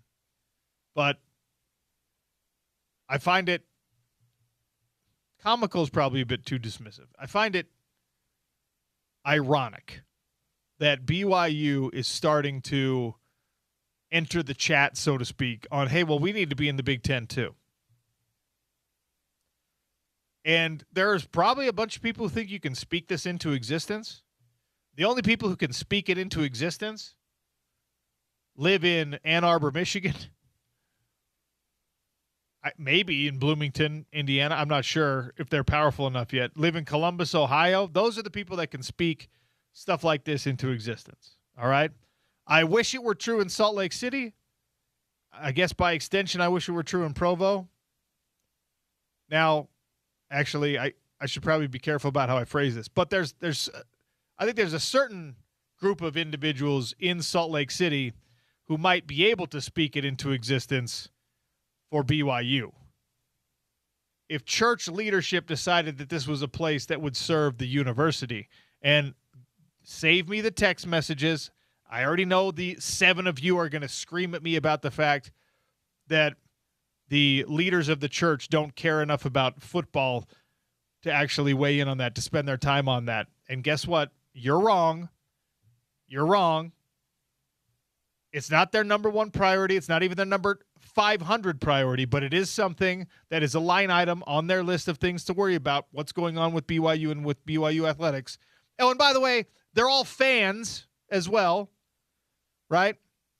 I know this, okay? It's factually inaccurate to say that leaders of the Church of Jesus Christ of Latter-day Saints that leadership does not care about BYU sports and would not make decisions or influence decisions on BYU sports. So don't text me that, because it's untrue, and you and I both know it is. that is a group that could potentially help BYU in these efforts. But I'm not convinced that there's anything even remotely close to this happening. And I'm not convinced on the Utah side either of how far down the road any of these conversations have gotten to this point. Will they be serious at some point? Yes. You know why? Because the Big Ten is going to have American Idol auditions when it comes down to like, hey, guys, we tried to work this thing out with Congress. It's not going our way.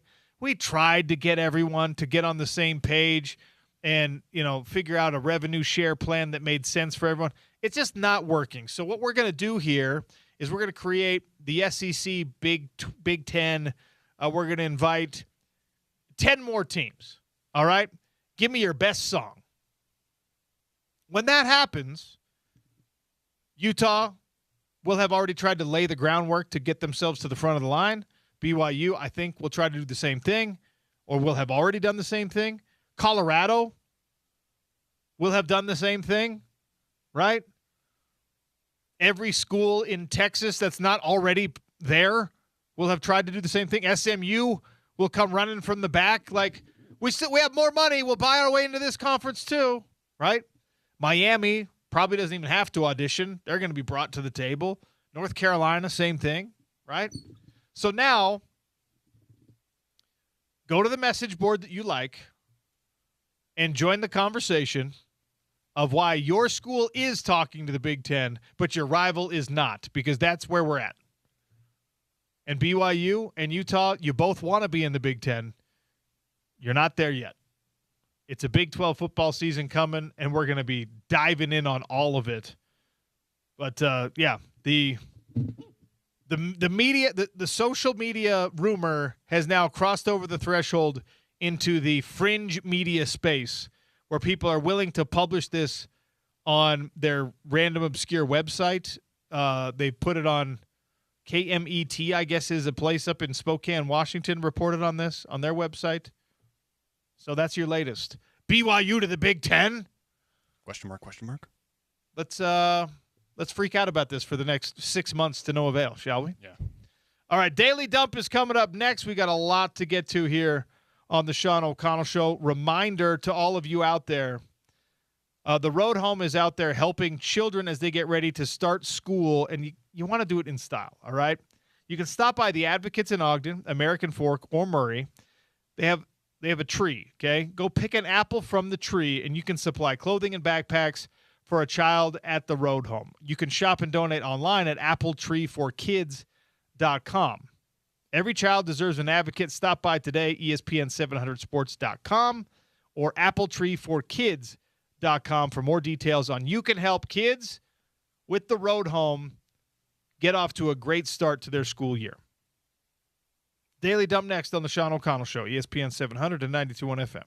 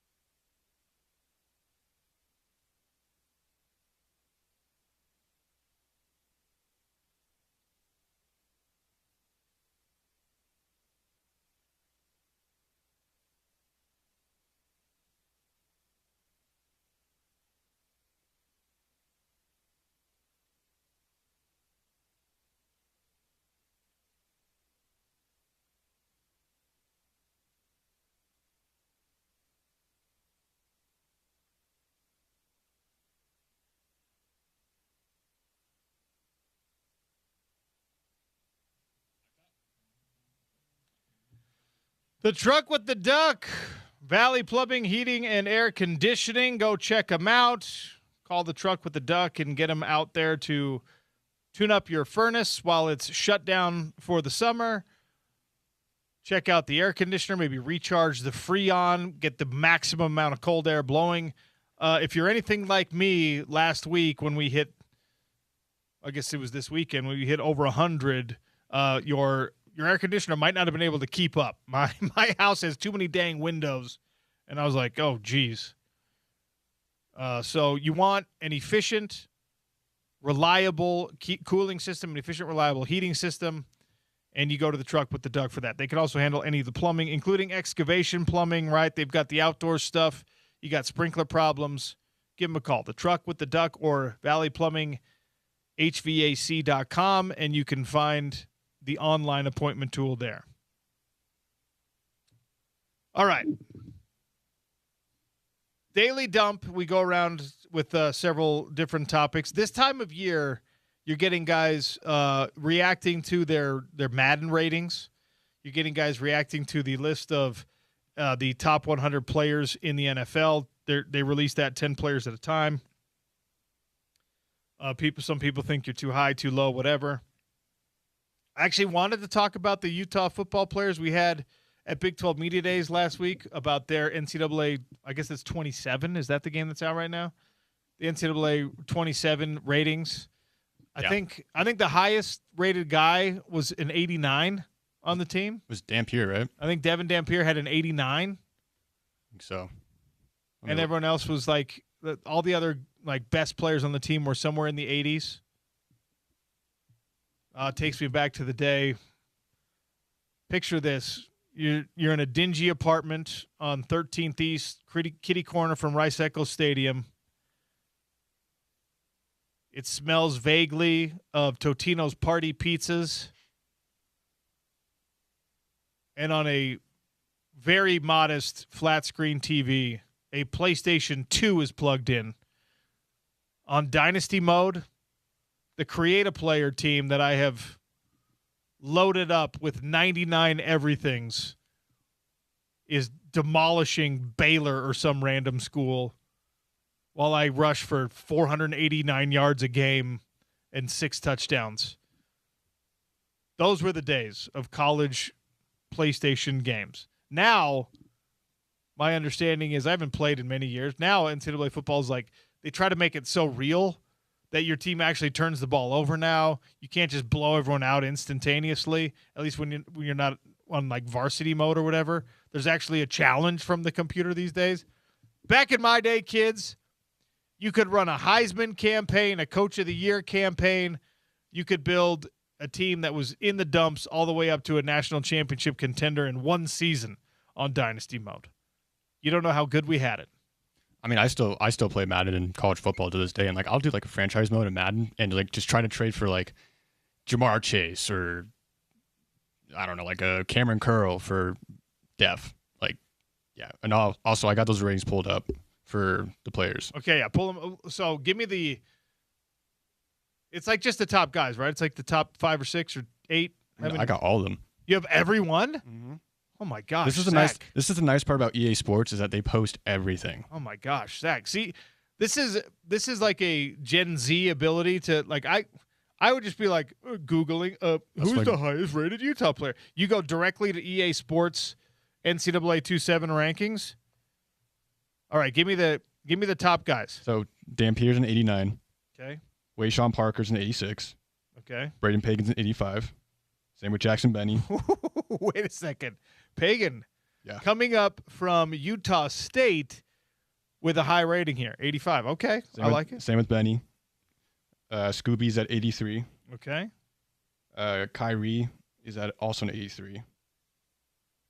Creed Whitmore's an 82. Larry Simmons is also an 82. Daniel Bray's an 80. Lance Holtzclaw is also an 80. And then Elijah Reed goes to a 79. Okay. All right. Yeah. Anything in the 70s and down is they're just giving you a number to make you feel better. So, all right.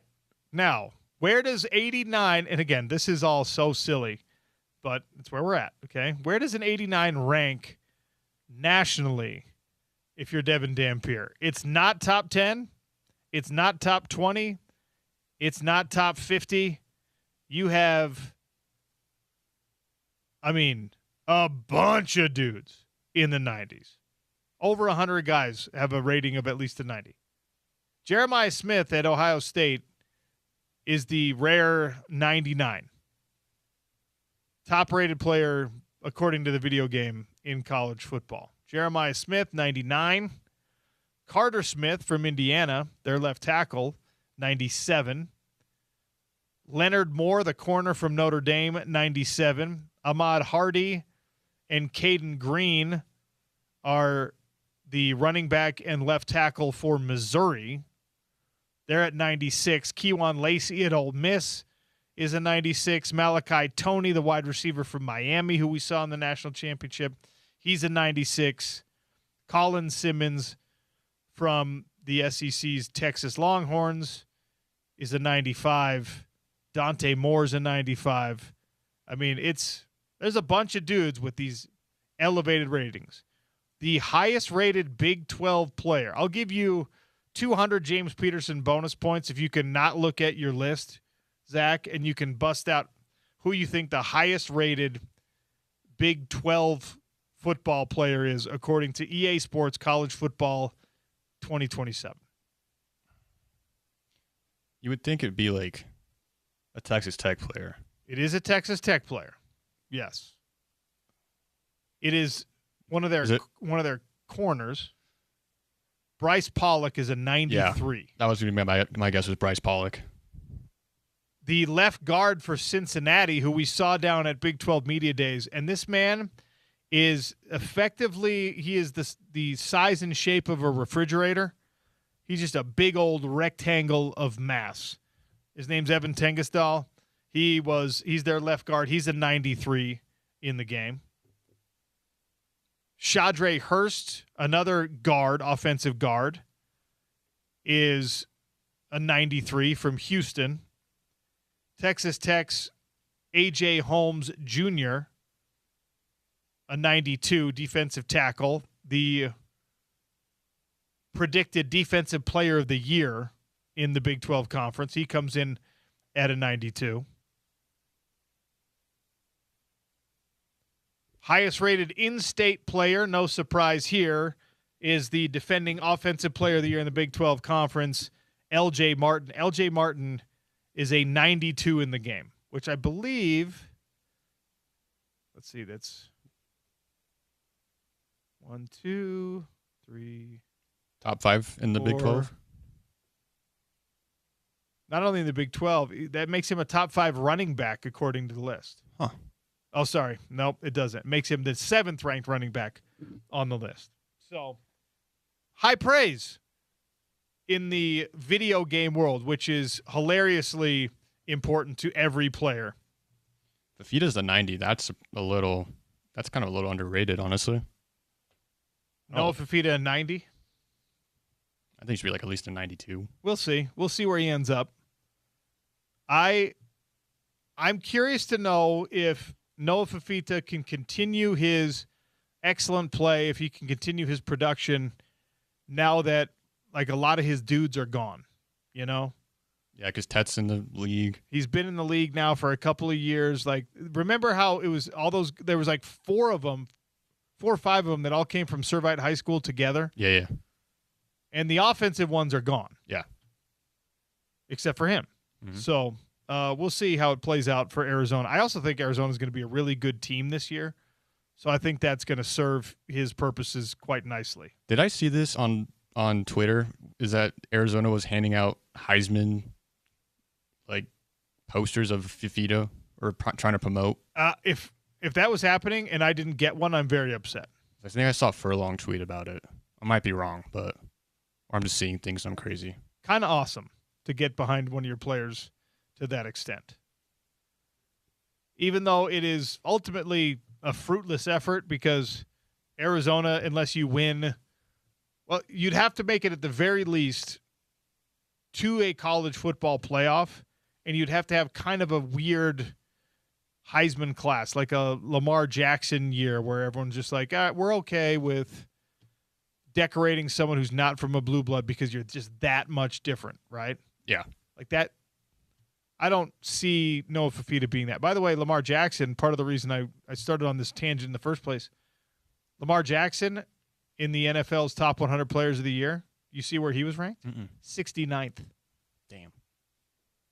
That's crazy. People are jumping off of the Lamar Jackson bandwagon like rats from a sinking ship. The belief in his ability to win a Super Bowl, I think, has waned and disappeared for a lot of folks. He is not a good playoff quarterback. He has not been a good playoff quarterback. And ultimately, whether or not playoff wins in general, or Super Bowl wins are a quarterback stat is already decided. Like you can be the statnik out there that just hammers home and just pounds the table. Just like, no, you can't only judge quarterbacks based on this. And I'll listen to you, but it's already been decided. We have already made that ruling as a sports public. Yeah. That if you want to be a great player at the quarterback position, stats are not enough. You get to the NFL, your Heisman Trophy means nothing to the people that are eventually going to hate you for not living up to that standard in the NFL. It's wild. Well, it's like, look at the weapons he had, too. He has Zay Flowers. He had D-Hop. He had OBJ at one point. I mean, he had so many weapons. I mean, Derrick Henry is a big pickup for sure, obviously. But you don't have a lot around him. And, you know, with Jesse Minter taking over as head coach now because John Harbaugh's on the Giants, there's going to be a whole different perspective for Lamar. Like, a whole new system, brand new perspective for Lamar. Maybe that gives him the chance, like, okay, hey, this is my chance to, you know, improve with a new coaching staff, a new playbook. I don't know who they hired as their OC, but I mean, at the end of the day, your Madden rating doesn't matter, but Lamar Jackson getting the treatment of like, Lamar Jackson was in the top 10 last year, if I'm not mistaken. Lamar Jackson, NFL top 100 ranking from 2025. What do you think this is going to spit back? I'm going to say at least 10. 'Cause he won MVP last year, didn't he? He was number 2. Interesting. Yeah, Lamar Jackson was the second best player, and this year he's number 69. Voted on by his peers. A 67 spot drop for Lamar Jackson. That's crazy. Going from the second best player in the eyes of your peers in the NFL to the 69th best. If that is not a chip on your shoulder, if that is not, and again, these are completely and utterly meaningless on football Sundays. These are actually just made up, manufactured numbers. It is no different than if I just, the best player in college football is this year? It's Jackson Benny. He's number 1. Mm-hmm. It's just opinion. You just throw it out. It's a compiled opinion of a bunch of NFL players. Lamar Jackson dropping that far, though, is a testament to how much winning matters, how much winning for quarterbacks matters, and how impatient people are at that next level to get the results, no matter how lofty the expectation. They want the result today. They want it now. That is incredible and fascinating to me that Lamar Jackson has fallen that far. I mean, look at the year that Caleb Williams and Bo Nix and Drake May had versus their rookie year. I mean, look at that. That could also have an impact on some of these votings too. It's just other quarterbacks in the league that are just playing phenomenal football. And then you have Lamar Jackson here who is just, playing football and trying to win, but he's not really trying to win. In other news from this weekend, it felt like there was a lot of crazy stories that came out of this weekend. Bam Adebayo punched Tyler Hero. I saw that. Former teammates who apparently got into it down in Vegas. All of the NBA's in Vegas for Summer League. at the UFC fights this weekend. There's a bunch of NBA players. There's a bunch of WNBA players. Sophie Cunningham was a ring girl. Did you see that? Mm-hmm. It was a guest ring girl appearance. That's super cool.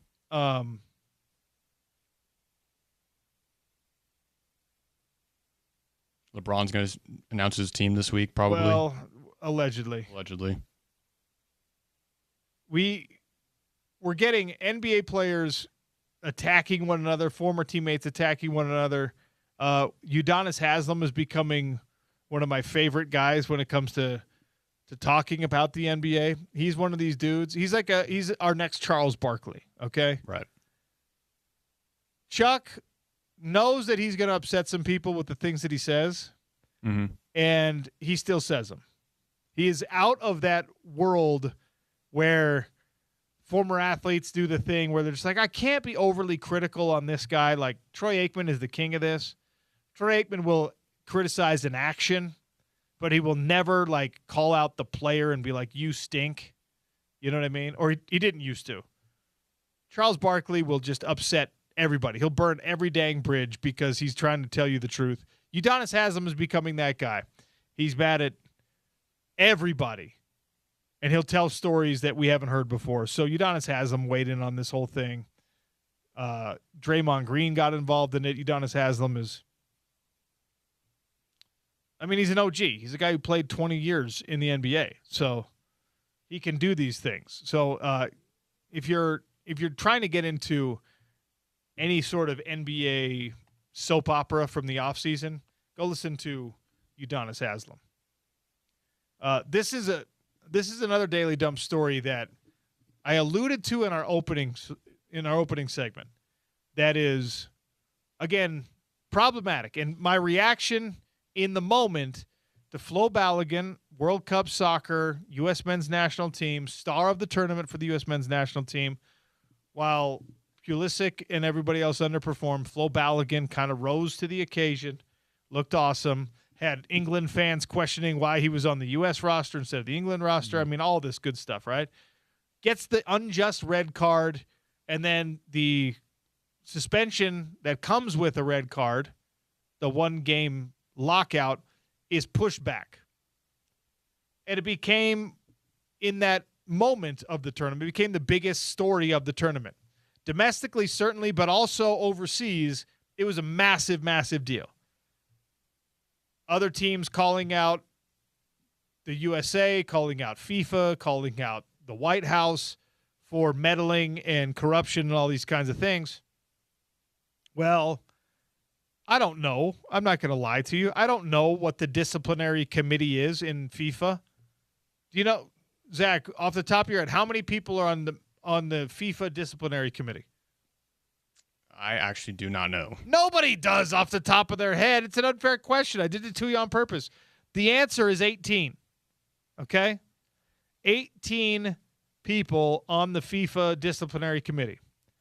How many of those people do you think voted in favor of allowing Flo Balogun to play and therefore overturning the red card effectively? It has to be at least 10, maybe 11. You would think that, right? Yeah. Well, apparently, further investigation has revealed that the real answer to that question, how many of the 18-strong FIFA disciplinary committee voted in favor of allowing Flo Balogun to play, suspending his ban, allowing him to serve it at a later date, letting him play against Belgium, you'd think, that's got to be like a majority ruling at the very least. Whoops. One person overturned it. Wow. It wasn't a red card, though. That's the other thing, too. It should not have been a red card. So I actually kind of, on one hand, in in I applaud the official. I want to make sure I get his name from. He was from the United Arab Emirates. So an Emirati official was like the one person that said, all right, I'm overturning this. I'm suspending the suspension. I'm letting him push this off. On one hand, I applaud that because he's like, I don't need a bunch of you to vote and agree with me. I don't need a discussion. If I have the power to do this, I'm going to overturn this. But you got to zoom out. If you're an American sports fan, we're really bad at this, right? How's the rest of the world going to see this? Most of the time we don't care. In a FIFA World Cup, we kind of have to care because, it's the World Cup, even one that we are hosting in North America with the help of Mexico and Canada. Although Mexico and Canada are done now hosting, right? The rest of the games are in the United States. There's only 3 more games. Yeah. 4 more games, I guess. There's a third place game on Saturday. Yeah, the third place game, yeah. So there's 4 more games, and they're all in the United States. Anyway, on one hand, I'm just like, okay, like, yeah, if I see a wrong and I want to right that wrong, I don't need a committee to tell me I'm making the correct decision if it's an obvious thing. However, this is the FIFA World Cup, and you know that there are going to be opinions on this. So I probably would have liked it better if I am, the head of FIFA, if I'm a member institution in the FIFA football associations, the gathered football associations that make up FIFA. I probably would have appreciated if they at least went for some kind of consensus. Instead, one guy was just like, Balogun can play. Shouldn't have been a red card. And look, he stepped on someone's Achilles. Mohammed Al-Kamani said, I am the chairman of the FIFA Disciplinary Committee. I am unilaterally overturning the red card suspension for Flo Balogun, and I am lifting his ban so he can play against Belgium. Ultimately, ended up being not what the U.S. needed, not enough for the U.S., maybe more of a distraction than a help. I don't know. At the end of the day, it did not change the result of that game the way that we hoped it would change the result of that game. But that is a controversy. That is a flex. That is it's exercising unilateral power when you are at the top of a committee. It is an executive order. This is like, which, by the way, is a thing that bothers people about this whole deal in the first place. Yeah. Because they were like, well, yeah, the most powerful man on earth apparently made a phone call to perhaps the most powerful man in sports, and then he talked to another top 10 most powerful man as the chairman of the disciplinary committee for FIFA. And so, like, the chain of command, according to the reports, was kind of like, yeah, these 3 people just made this decision, and kind of everyone else's thoughts on it be damned. Well, and there's also regulations that FIFA has in place for these types of situations. And, it makes me think of, in questions of, with the Women's World Cup next year, which is going to be played in Rio de Janeiro, how is the VAR going to be different, right? How is the VAR going to impact the play of the women's side of the World Cup? And I kind of thought about this when you were like interviewing with Jay, and it's like how much of an impact that we see with VAR with this World Cup will transition into next year's Women's World Cup, right? Because there's been so many controversy calls with Argentina. There's been the controversy call with Flo Balogun, and Argentina times 2. And and even the England and Norway game with Holland supposedly shoving, which he kind of did shove, but also the English player was also pretty off balance. But it just kind of makes me wonder, how is VAR going to impact the World Cup next year with the women's side? Well, I imagine it will be just as controversial. I think the emotional investment, and again, I'm a fan of women's sports. The emotional investment internationally in the Women's World Cup will be different than in the Men's World Cup just because of how things are. So the reaction to even like controversies like this will be interesting to see. But absolutely. I mean, and U.S. is, I think, number 2 in FIFA rankings. And I think Spain is number 1 for the women's side, I believe, which is going to be cool. And then they have a friendly with Spain in October. That'll be a really good game as well. All right. So, Mohammed Al-Kamali is the the man who waves the wand and says, nope, we don't need to worry about that. If I am a FIFA nation, I am now and I don't know how long an appointment lasts for head of the disciplinary committee. I don't know if it's like a college football playoff selection where you've got 3 years and they rotate you out. Yeah. It's like being bishop in your local ward where they're just you're called and then they dismiss you. I don't know. This one is another one. I'm again, golf is not necessarily my number one thing here. A lot of my golf friends were freaking out because Scotty Scheffler missed a cut. He did? Like, I didn't know that happened to players at that level because I honestly don't pay attention to the rank and file. We gave you leaderboard updates this weekend, but he missed the cut at the Scottish Open. Wow. 78 events in a row he had made the cut. 2022 was the last time he missed the cut as the top player in the world. But he missed the cut at the Scottish Open. Is the sky falling, Scotty Scheffler fans? 877-353-0700. Are you worried? Probably not. All right, we got hour 3 coming up. Roxy Bernstein's going to join us at the top. We'll talk about the wild stuff coming out of FIFA. We'll talk about the wild stuff coming out of the Conor McGregor injury. We'll talk about the outlook for certain teams in the Big 12, Utah and BYU, as football season rapidly approaches. Some scheduling questions, concerns. Summer League basketball, Darren Peterson and the Utah Jazz in Vegas, front of mind for everybody. A reminder, by the way, and you don't need the reminder from me because you got the reminder this past weekend about just how important energy efficiency in your home is. I just told you at the top of this segment how my air conditioner not able to keep up because I have a lot of windows in my house, okay? I have many leather-bound books. My home smells of rich mahogany. I got a lot of windows. And they're not old windows necessarily, but one thing that they're not advanced windows from Advanced Window Products. They're not the best windows in the game. They're not top quality vinyl replacement windows that are manufactured and warranted for life right here in Salt Lake City. Are they fine windows?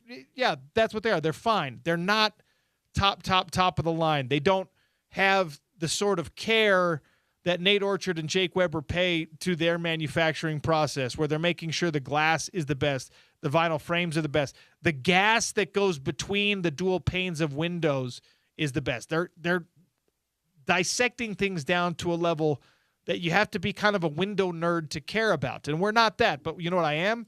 I am a cheap person who wants to save money.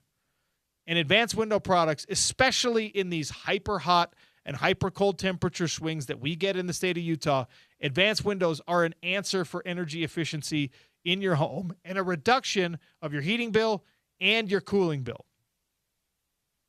801-850-9100. Get $2,500 off 10 windows or more when you tell them that OC sent you. Make the appointment today. Get them in before football season starts. All right? Those last few hot weeks in August and September, you've got energy-efficient windows now from Advanced Window Products for that. And then the weather turns. It gets cold. November, December, January, February. Again, you're far more energy efficient. Payment plans make it so that maybe you can even offset the cost of your new windows with the energy savings in your home. All done by a local company that cares about its people, that warranties for a lifetime. It provides jobs for the community. You can go down there. You can actually watch them manufacture your window frames. They'll walk you through the entire sales process, the warranty process, all of it. If you need window coverings, they've got that handled for you as well. AdvancedWindows.com or 801-850-9100. Tell them OC sent you. Roxy Bernstein joins us next. It's the Sean O'Connell Show heading into hour 3 on a Monday. ESPN 700 and 92.1 FM.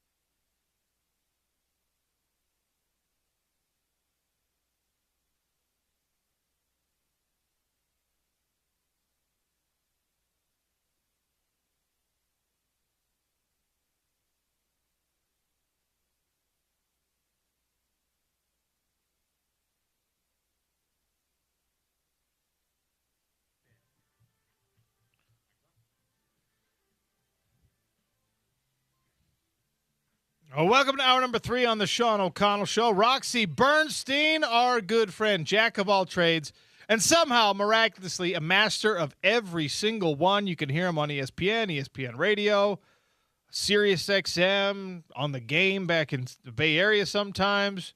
He's a Heisman voter. He's my good friend. Roxy, welcome back to the show. How are you, sir? OC. What's up, buddy? Man, there's so much to talk about, and I do this to you all the time because I'm fascinated by your bandwidth to cover sports, right? It's baseball season, so I know you're dialed in on baseball. Football season's right around the corner. Hockey has a bunch of fun off-season storylines, and, of course, the World Cup splashes itself down, which I know has at least some of your attention. So let's start there. The World Cup you were able to give how much energy, time, viewing to this World Cup? I've watched a good chunk of it. It's certainly been, look, I'm not going to claim to be the biggest soccer aficionado, but I do enjoy the game, and certainly when the World Cup is front and center. So I've been dialed in pretty consistently, got swept up in the American run, of course, but, pay attention like what's going on with England and Argentina. And so France to me has been the best team, but then again, that's why you play the games, right? It is why you play. For me, it's been awesome to watch. I'm fascinated because we have this relationship with instant replay, or as they like to call it in soccer, VAR. We have this relationship in all sports about we want it, but we also don't want it to mess with the tradition of our game. We want it to be more accurate, but we don't want it to take too much time. We don't want to rewind so far that we're taking away an Egypt goal that, that play started at the other end of the field. Why didn't we take away an England goal when it hit the guide wire? The balance of instant replay in this FIFA World Cup, and more importantly for your purposes and my purposes, in American sports, are we at the right inflection point balance-wise in your mind? Well, I don't think soccer will ever be, or, the world calls it football, we call it soccer, will ever be at the paramount of our sports culture. I think it's going to run a distant fourth, fifth, how you want to look at it. NFL clearly is established itself as number one. You have the NBA, you have Major League Baseball, and the NHL with the ratings spike that they've had this year. But every 4 years, I think everybody gets swept up in the emotion of the World Cup, especially when we're in it, unlike when, the last time we weren't in it. But I just think that for this month and a half that the World Cup goes on, we consume it, but it's still going to run further behind the other sports here in the States. I mean, everybody, look, around the world sends more than likely their best athletes to play soccer. We don't. Our best athletes go to the NBA or they go to the NFL. They're not playing soccer, or they might play it, but that's not the profession they're going to go down. And take nothing away from this U.S. men's national team, because I think they're a dynamic team to watch, and Christian Pulisic is probably the best player in the history of American soccer. But we're still running behind other countries because their top athletes go into the sport and our top athletes don't. I don't want to spend too much time on soccer because I know you're deep in baseball mode, and but what is going on with the Oakland Athletics right now? Used to be Oakland Athletics, soon to be Las Vegas Athletics, currently Sacramento Athletics, the homeless Athletics, whatever you want to call them. I mean, look, we've all seen Moneyball celebrating a double-digit 20-plus win streak, and now it's 9 in a row that they've dropped. What's happening with the Athletics? They're just not a very good team, Sean. Now, they have a significant amount of injuries, key guys that are hurt, but they don't have the ability to overcome those injuries like some teams do. For example, everybody's complaining about injuries, and everybody has them. Even the Dodgers have them, but the Dodgers have the financial backup to be able to overcome the injuries. Right? Okay, if somebody is out, well, they just plug somebody else in. And as dominant as they've been here in the first half, the Dodgers are the best record in baseball. And that's done without Blake Snell, without Tyler Glass now. They're just plugging and playing some other guys in the rotation. They haven't had Evan Phillips. The Dodgers are a scary team because they haven't hit their stride. They're going to hit it at some point. But the A's, for example, they have been trying to piece it together with minor league free agents and going the cheap route. I think they're trying to build toward Vegas, and they don't want to win until they are there. I'm not saying they don't want to win, but they're not necessarily pushing all their chips in to win now. They're trying to slow play it so when they hit Vegas, they're going to have that momentum and be able to compete right away. And this recent stretch, look, their pitching has been bad. They've fired their pitching coach today, Scott Emerson, who to me, Sean, that was a scapegoat. He's just a casualty of what's going on. It's not his fault. The injuries have caught up with a poor pitching staff that they assembled, and that's why they're where they're at. And the crazy thing is, as bad as it's been, they're only 8 games out of the American League West. That goes to show you how mediocre that division has been. Wow. The A's out there, for everyone who's listening, their run differential minus 106. They've given up 528 runs and scored 422 on the year so far. Not ideal there, Rocky. It's the worst in baseball, Sean. So, yeah, not ideal is probably the right way to go. Considering the other end of the spectrum, we were just talking about the Dodgers. Their plus minus in terms of runs is like 150 on the other end. And they just lost 3 straight. They were swept by the Diamondbacks over the weekend. That goes to show you how drastic that difference is. Look, they've won some competitive games, and they were in the race for a little while, but in a baseball season, the law of averages will catch up to you. And unfortunately, it's caught up with them. The Padres are another team that it's caught up with because they got off to a great start. They were neck and neck with the Dodgers until the end of May. And since then, the Dodgers have had the best record in baseball. The Padres have been right near the bottom. And now San Diego all of a sudden is 12 and a half games out with a negative run differential. And even though they're 2 games over, or they're right at 500. Roxy Bernstein is our guest here on the Sean O'Connell Show, talking all sports. We're on baseball right now, and we do this, it feels like, with every different league's all-star break. You know, evaluate whether or not a 4 Nations is necessary for the NHL. What can the NBA do to kind of bring the all-star game mystique back? And it feels like they've got some traction there. What about baseball? How do you feel about, all-star break, all-star game, home run derby? As a baseball guy, does this stuff still have juice for you? It does. I mean, the cool thing to me in the All-Star game is seeing all the different uniforms, right? Remember when they tried to make everybody wear the same uniform? And it just backfired. It was brutal. You like to see it. Like, when I was a kid, I was looking forward, growing up in the Bay Area, to seeing, a Giant wear his uniform at the All-Star game and an A's player do the same thing. That's what I think is unique about the All-Star game is they wear their respective jerseys from their teams. And it's the only All-Star game that still does that. And I think that's cool. They tried messing with the home run derby to make it more exciting. We'll see if this new model they're using this year will help. And it certainly, I think, attracts viewers when Schwarber and Harper are going to do the home run derby. And a lot of the big stars in the past have been reluctant about competing. But I think that it's still an exhibition. And you can't force these guys to go, and some players are opting out, which is unfortunate. But I think it's still an attractive game to watch. The Midsummer Classic, for example, Justin Verlander's going to pitch, and this is his last season. You get to see him in the All-Star game. Bryce Harper is going as well. So there are draws to watch this game, but keep in mind, it's still an exhibition. I know when they tried, it counts now, and they tried to determine home field advantage for the World Series. It just doesn't work. I think you have to treat it for what it is, and we will as an exhibition, and it'll be entertaining to watch.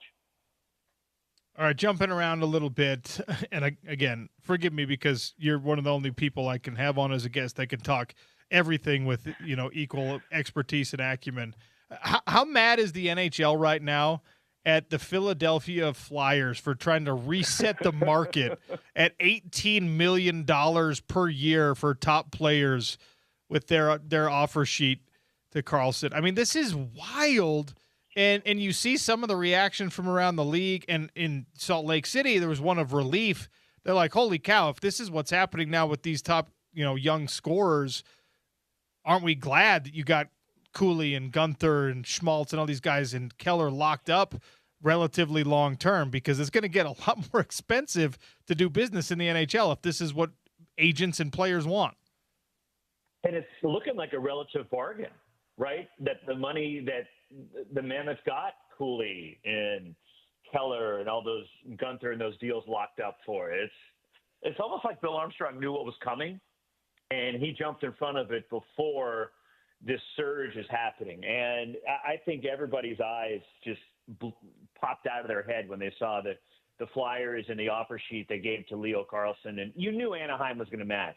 Sean, they couldn't let a young, budding superstar center go, even though the money is crazy. But I guarantee you, for example, Mike Greer in San Jose all of a sudden is going, I better get this deal done for Macklin Celebrini now. Yeah. Right? And Davidson in Chicago with Bedard. Like, they got to get these deals done so that doesn't happen to them. Now, look, if the Ducks had not matched and they would retrieve the 4 first-round picks, okay, great. But you're not going to let a player of that caliber go. And with the cap going up, it certainly is going to command more money for those big-time stars. And the restricted free agent, it made it challenging because by the rules, you can do that.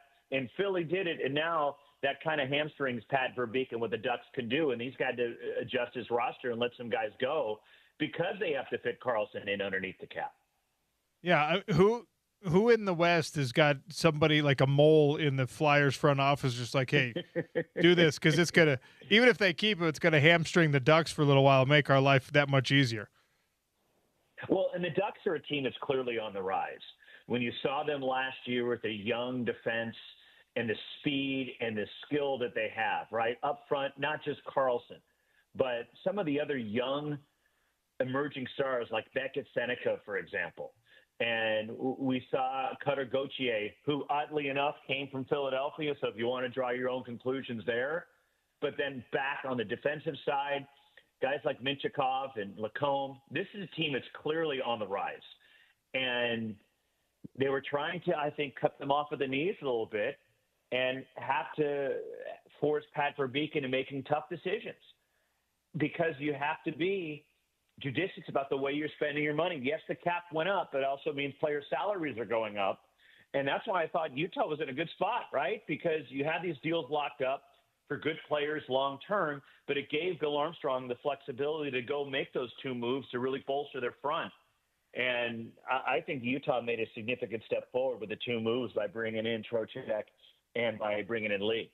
Well, that was going to be my next question for you. They also retained Barrett Hayton, matched an offer sheet on him. That certainly isn't as hefty as the one that Anaheim had to match for Carlson. But, the vision continues to kind of take shape, and we adjust our expectations based on that. Trocheck especially is kind of like the big name here as the new addition. And your thoughts on his fit with the Utah Mammoth? I think it's a great pickup. And look, you and I have talked about this before, at least in my eyes, Sean. They needed to get some grit, right? They needed to get some sandpaper. They needed to get some physicality up front. And they have so much skill and speed, but that was the next step, at least in my eyes, in terms of building this thing up for the Utah Mammoth. Now, by adding guys like Lee and Trocheck, you've changed the complexion of your front. And now you have that sandpaper to go with the skill. Trocheck is a very skilled player, and so is Lee. But they also are those type of players that will get their nose dirty. They will go to the corners and mix it up. And they have the skill to play with it on the top 2 lines. All of a sudden, you look down the middle, and there is so much strength on this team when you have Trocheck right now. Let's see where Bear decides to play Trocheck. Do you play him at center on the second line? Then what do you do with Cooley? Where does Schmaltz fit in? It'll be an interesting dynamic when they go through camp and figure out these line combinations. But they're clearly a better team, and they're going to be more physical, which is, to me, what they needed to address.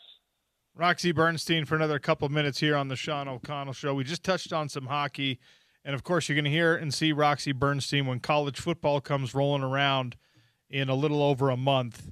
And we were at Big 12 Media Days last week, Roxy. They don't do predictions anymore. They don't take a media poll because of a couple seasons ago, Arizona State ruining it for everyone by being much better than we thought. But you've seen it, It's supposed to be Texas Tech, BYU, maybe Utah, Arizona, TCU, who knows, in the tier behind those two teams. But starting with Texas Tech, who is forefront headline maker this offseason for all the wrong reasons, what are your thoughts on where they fit without Brendan Sorsby in an upcoming Big 12 football season?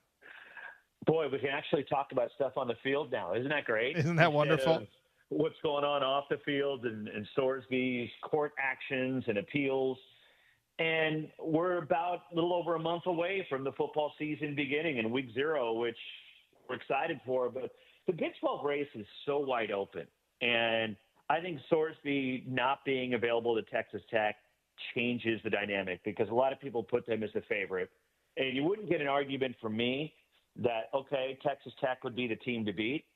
But now it's a level playing field for me. It's pretty balanced when I look at the Big 12. And I don't know if there's one team I would right now say, okay, that's a clear-cut favorite. Like you pointed out, I think there's a lot of really good teams that could make a charge and make a run, and Utah's one of them for me. But I think this race is going to be wide open. And a lot of it will come down, and I haven't broken down the schedule. I'm sure you've looked at it. But who do you play? Who are your home games? Who are your misses?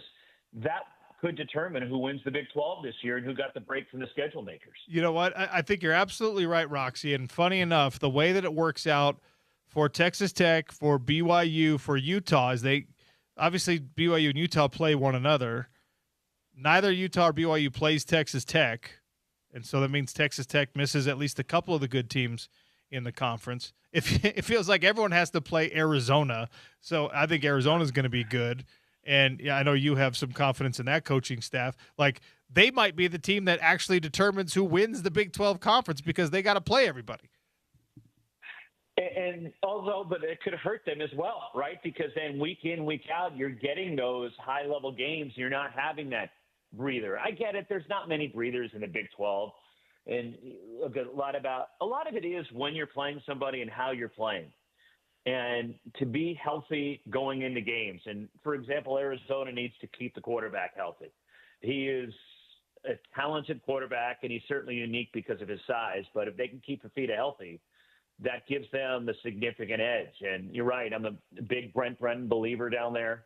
And I'm anxious to see how the Utah program moves forward with Morgan. I'm a big Morgan Scalley fan also. And he's been a terrific defensive mind. Now you're moving over one office, which is pretty significant.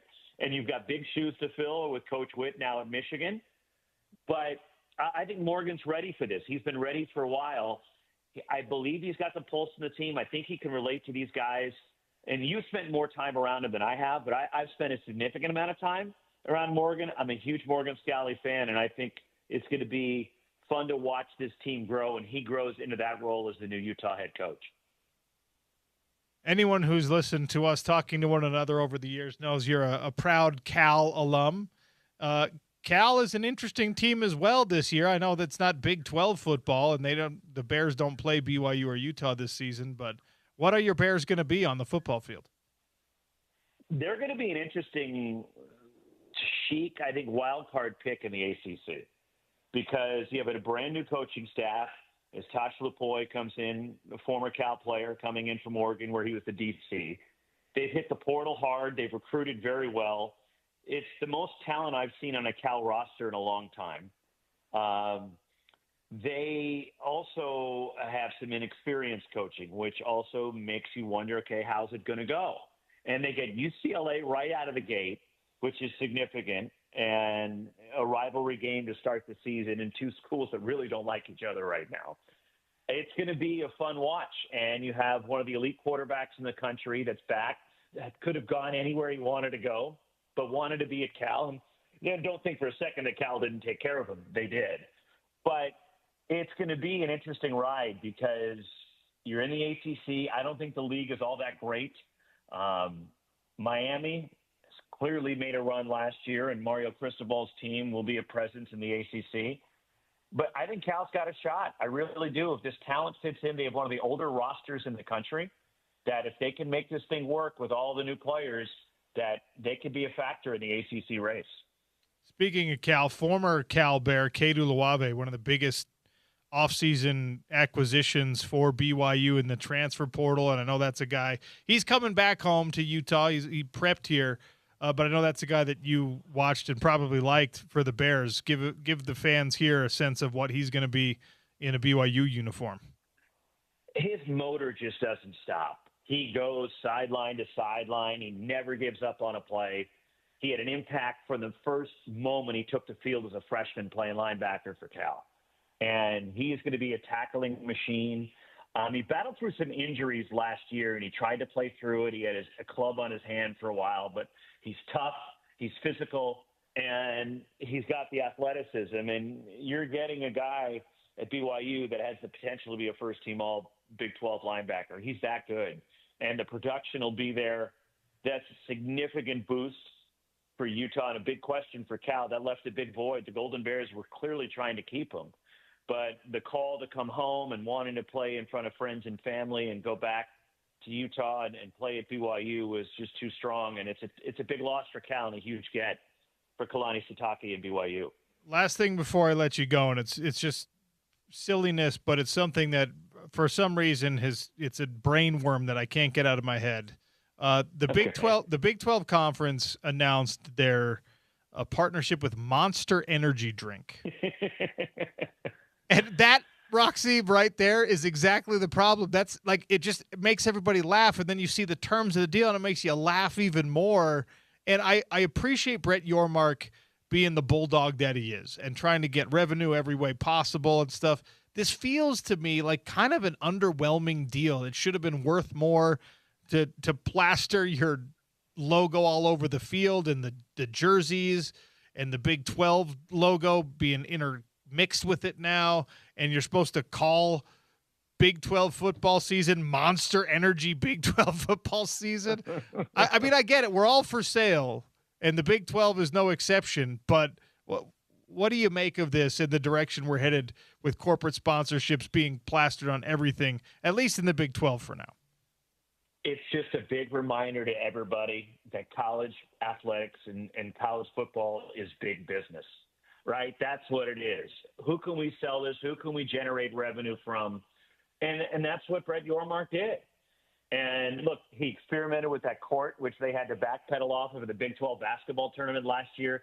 He clearly is trying to shake things up and do things differently. And that's what you're doing here, this partnership with Monster. Again, it's just a reminder that college athletics has changed and it's big business, and people are trying to capitalize anywhere they can. Look, the players are trying to benefit from NIL and revenue, and the league is finding new paths also. And it's not just the TV deals and the money they can generate, the conventional economic paths. It's now trying to do things a little bit differently. And it's the latest example. It's going to be funny to see the logo, okay, with Monster Energy and the Big 12, and we get some chuckles at it. But at the end of the day, they're getting money out of it, and the schools are going to get dollars, and that's what Brett Yormark is in charge of doing, is generating revenue and finding different ways to bring that to his schools that he represents. Well, Roxy, you're the man. I love picking your brain about all different sports, and I appreciate you jumping around with me. Thanks for hopping on today. Where do we hear you next? What's the next Roxy Bernstein broadcasting duty? I am off for a couple of weeks, which is nice. I just had a busy week. I had the Diamondbacks and Padres on TV Wednesday night for our doubleheader on ESPN. Last weekend I was in LA, had the Dodgers and the Padres, and I was in Seattle, had the Mariners and the Blue Jays. I get a little bit of a break, and then come August, it starts to get busy again. I got more baseball, heading into football, and then, waiting on the hockey schedule, which is going to be announced on Wednesday, and I'll have a feeling of where I'll be bouncing around for the NHL. But if there's a dull moment, Sean, I have problems. That's for sure. There's not a lot of those for Roxy Bernstein, best in the business. You can hear him on ESPN, on ESPN Radio, and occasionally right here on the Sean O'Connell Show. Thanks again, Roxy. Anytime, brother. Take care, OC. Stay cool, man. I've heard the heat there is no joke. It's cooling down a little bit this week, but this past weekend was nasty, sweaty, my friend. But it's a dry heat, right? Yeah, it is. There's that.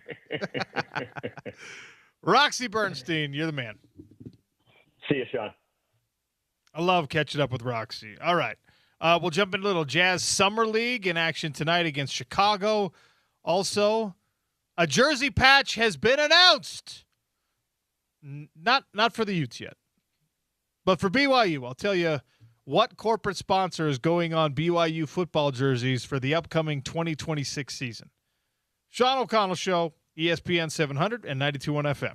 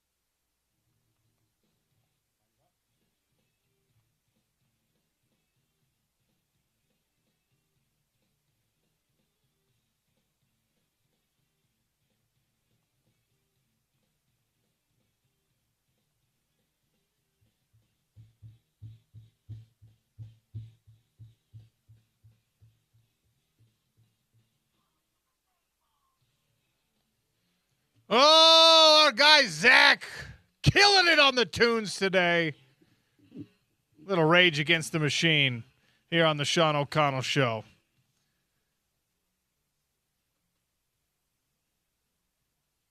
I could just sit here and listen, but I'm supposed to be doing my job and talking, so I'm going to do that. Sean O'Connell Show.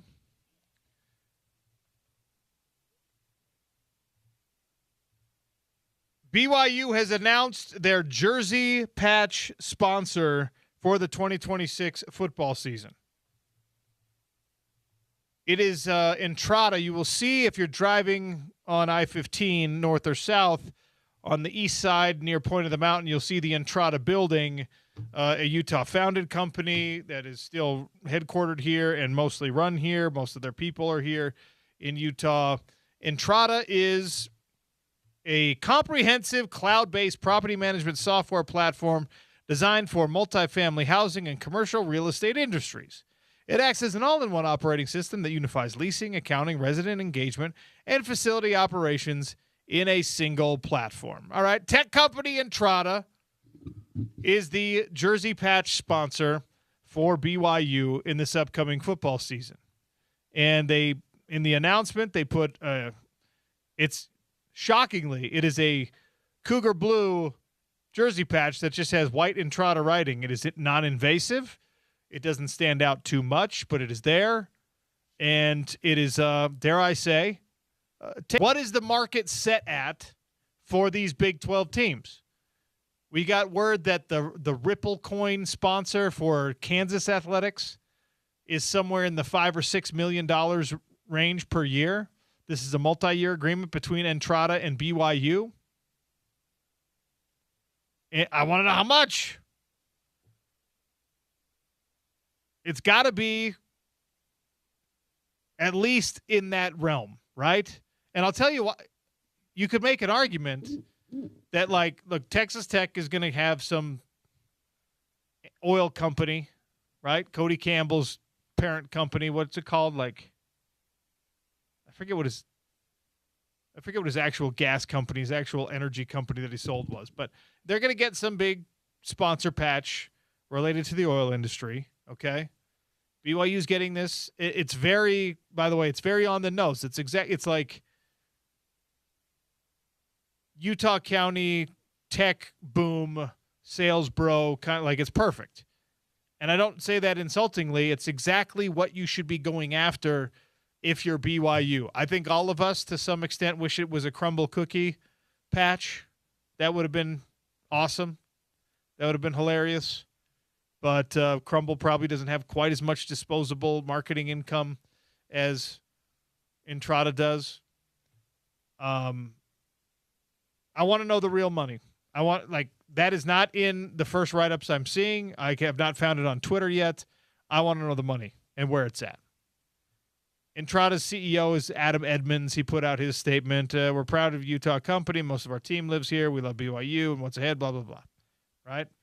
Everyone's saying all the right things. These jersey patches go into effect on August 1st, and that's when you're going to see co-branding and partnerships like this announced, hopefully for everywhere. Crimson Brand Partners, you are up. Utah football, Utah basketball needs you to create a luxury is probably the wrong term, to create a lucrative partnership for the jersey sponsor. We need this. Right? Yeah, especially with the switch coming to Adidas next season as well. Got to do it, man. Got to do it. And it's the perfect thing to prove your worth, to prove how, the importance and the validity of a private equity partnership with Otro Capital that created Crimson Brand Partners. I said this last week. You want to prove to people that this concept is valid and makes sense and should be done across college sports? Well, bring in the money that your expertise are supposed to be able to help with. Entrada is a good one for BYU. I will try to get to the bottom of how much money it is. You gotta be north of Washington State and UNLV. It's probably okay if you didn't get quite as much as Kansas, because especially for basketball, Kansas is like top blue notch. blood. That's a big, big deal, right? But, BYU has a national fan base, and they do. Like, as much as Utah fans hate hearing that all the time, they do. It's proven every time they play an away game. There's the church affiliation. There's members of the LDS church in every single state, and a lot of them bleed Cougar blue. And so Entrada now, I'm always curious when you're not like a true direct to the average consumer company and you go with the sports sponsorship, because it's like, yeah, I get it. It's a line item. It's a write-off. It's all these things. Right. If I was selling a product, I want my product on the Utah Mammoth jersey, on the Utah Ute jersey, on the Utah Jazz jersey, right? A lot of the sponsorships you see, it's like some like steel magnate. It's a tech company. It's like, I mean, not all of these. Entrada doesn't do anything for me, the average consumer. It just doesn't. I don't use Entrada. But I still think it's cool that they're doing this. It's just, if you're a Crumble cookie, you've missed an opportunity here because it's like, you know, swig makes sense that you want to put your product out there. I didn't have a swig on a BYU jersey. Be kind of interesting. Oh, swig on that'd also be perfect. People are like, what's swig? It's like, well, they don't really do Starbucks here the way that they do everything else. They don't do like cocktails the way they do other places, but they do dirty sodas. Yeah. It's again, I love and appreciate when these things are very culturally on brand. I want the same for Utah. I agree with you. I completely agree with you.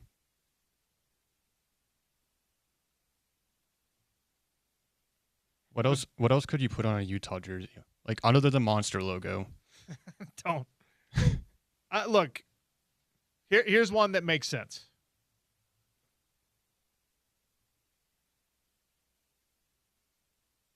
Find what is the most Utah brand, the most like Maverick gas stations. They're already sponsoring Utah State athletics, but like it's a red logo.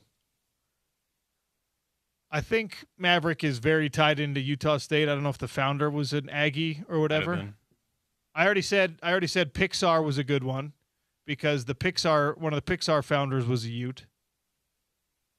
I don't like, again, you know it's a good one?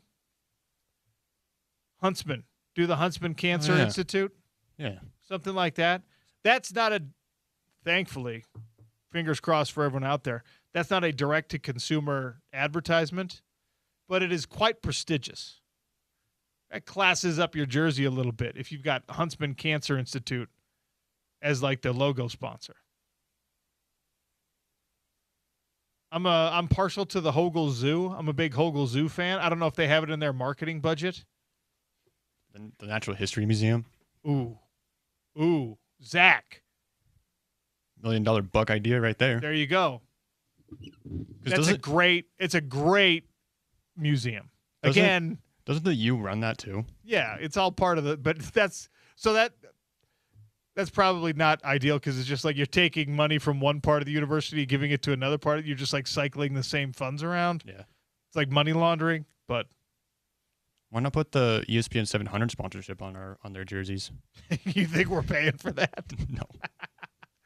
Okay, you know how amazing it would be if our owner on high, who could absolutely, if he wanted to, write that check, was just like, you know what? Let's strengthen this partnership and just busted out $5 million a year for the jersey patch. Yeah, everyone in the building is just like, can I get some of that for the salary, please? Yeah. Where's our free merch? I wish, and this is no humor involved in this. Like, I wish that it would make sense financially if there was an outlet for it, like the Ute tribe, to have a logo that they could put on, right? That'd be pretty sick too. Because that's, when I think that's where the Washington State logo is. I think the Washington State jersey patch is like a tribal council, but there's businesses associated with that. We need some like Ute businesses, a Ute, energy exploration company, or like the, Seminoles in Florida have very extensive entertainment type, casinos, concert venues, things like that. So the Seminole tribe, it makes sense for them to actually sponsor the Florida State Seminole jerseys if they wanted to. Yeah. That'd be really cool if the Ute tribe was kind of on that same front. Yeah. You're thinking of the Colville tribe's Gox logo? I think that's right. Yeah. That's the one that's on Washington State? Mm-hmm. Yeah. I think another thing that'd be pretty cool too is like if we did the tribe, like how we have the tribal helmets? Yes. The stripe. Imagine that on the shoulders, like how kind of like San Diego State's jerseys are kind of like, but like you do the pattern of the Ute tribe. If I told you that at one point those jerseys existed and they were buried and never saw the light of day, you would probably be bothered and disappointed. Allegedly, though. Allegedly. Wink, wink. Allegedly. Now I'm looking it up because of you. Well, you can't find anything. Dang it. It's an apocryphal story that may or may not actually have happened. Allegedly. Wink, wink. I'm asking you this after we get off air. Yeah. I won't have anything to say because it's all alleged. Nudge, nudge, wink, wink. All right, we'll take our final break. We'll do a little crosstalk. I will give away some tickets. We have tickets to this. You want to talk about some fun events, okay? Women's Disc Golf Championship is coming up on Thursday. A great excuse for you to be out in the mountains.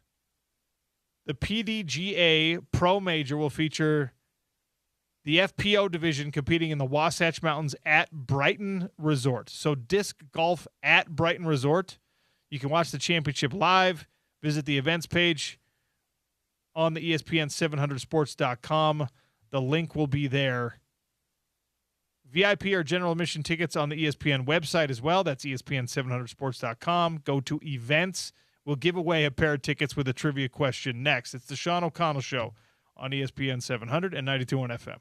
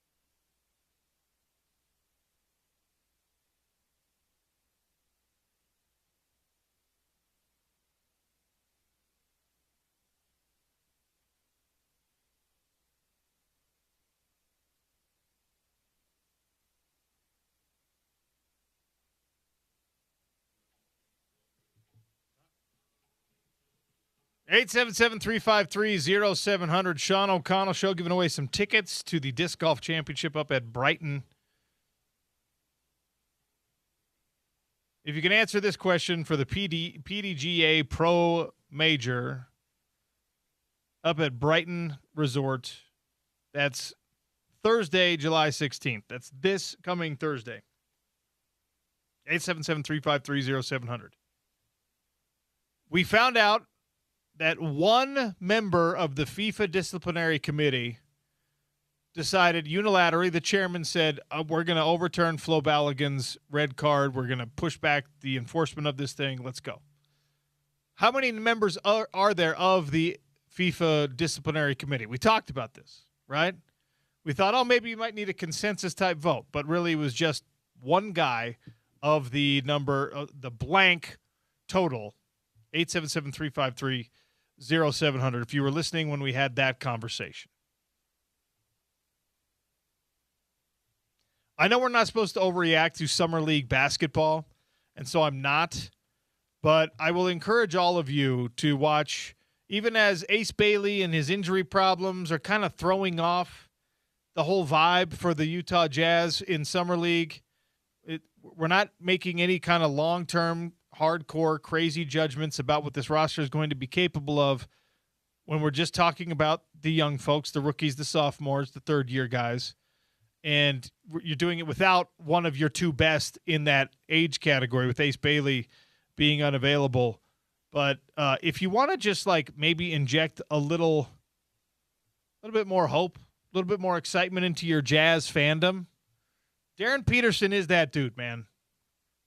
Just go watch him playing against the other guys his age in Summer League basketball. This is now 4 games, and he's got another one tonight. This is 4 games where Darren Peterson has scored 20 points or more. And regardless of results and whether or not he scored more than A.J. DeBonsa when he and DeBonsa were head-to-head, play the long game with this thing. Look at it big picture and tell me that Darren Peterson is not a dude that you're just confident is going to be a real factor for the Utah Jazz, not only moving forward, but immediately.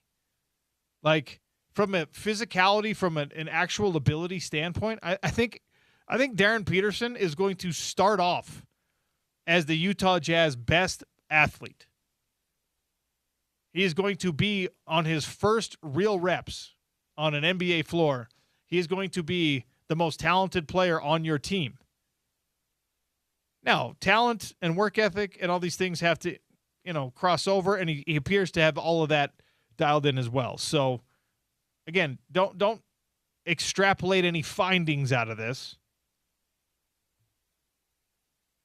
And don't fret over the fact that A.J. DeBonsa wins in his first Summer League non-important matchup, showcase matchup against Darren Peterson.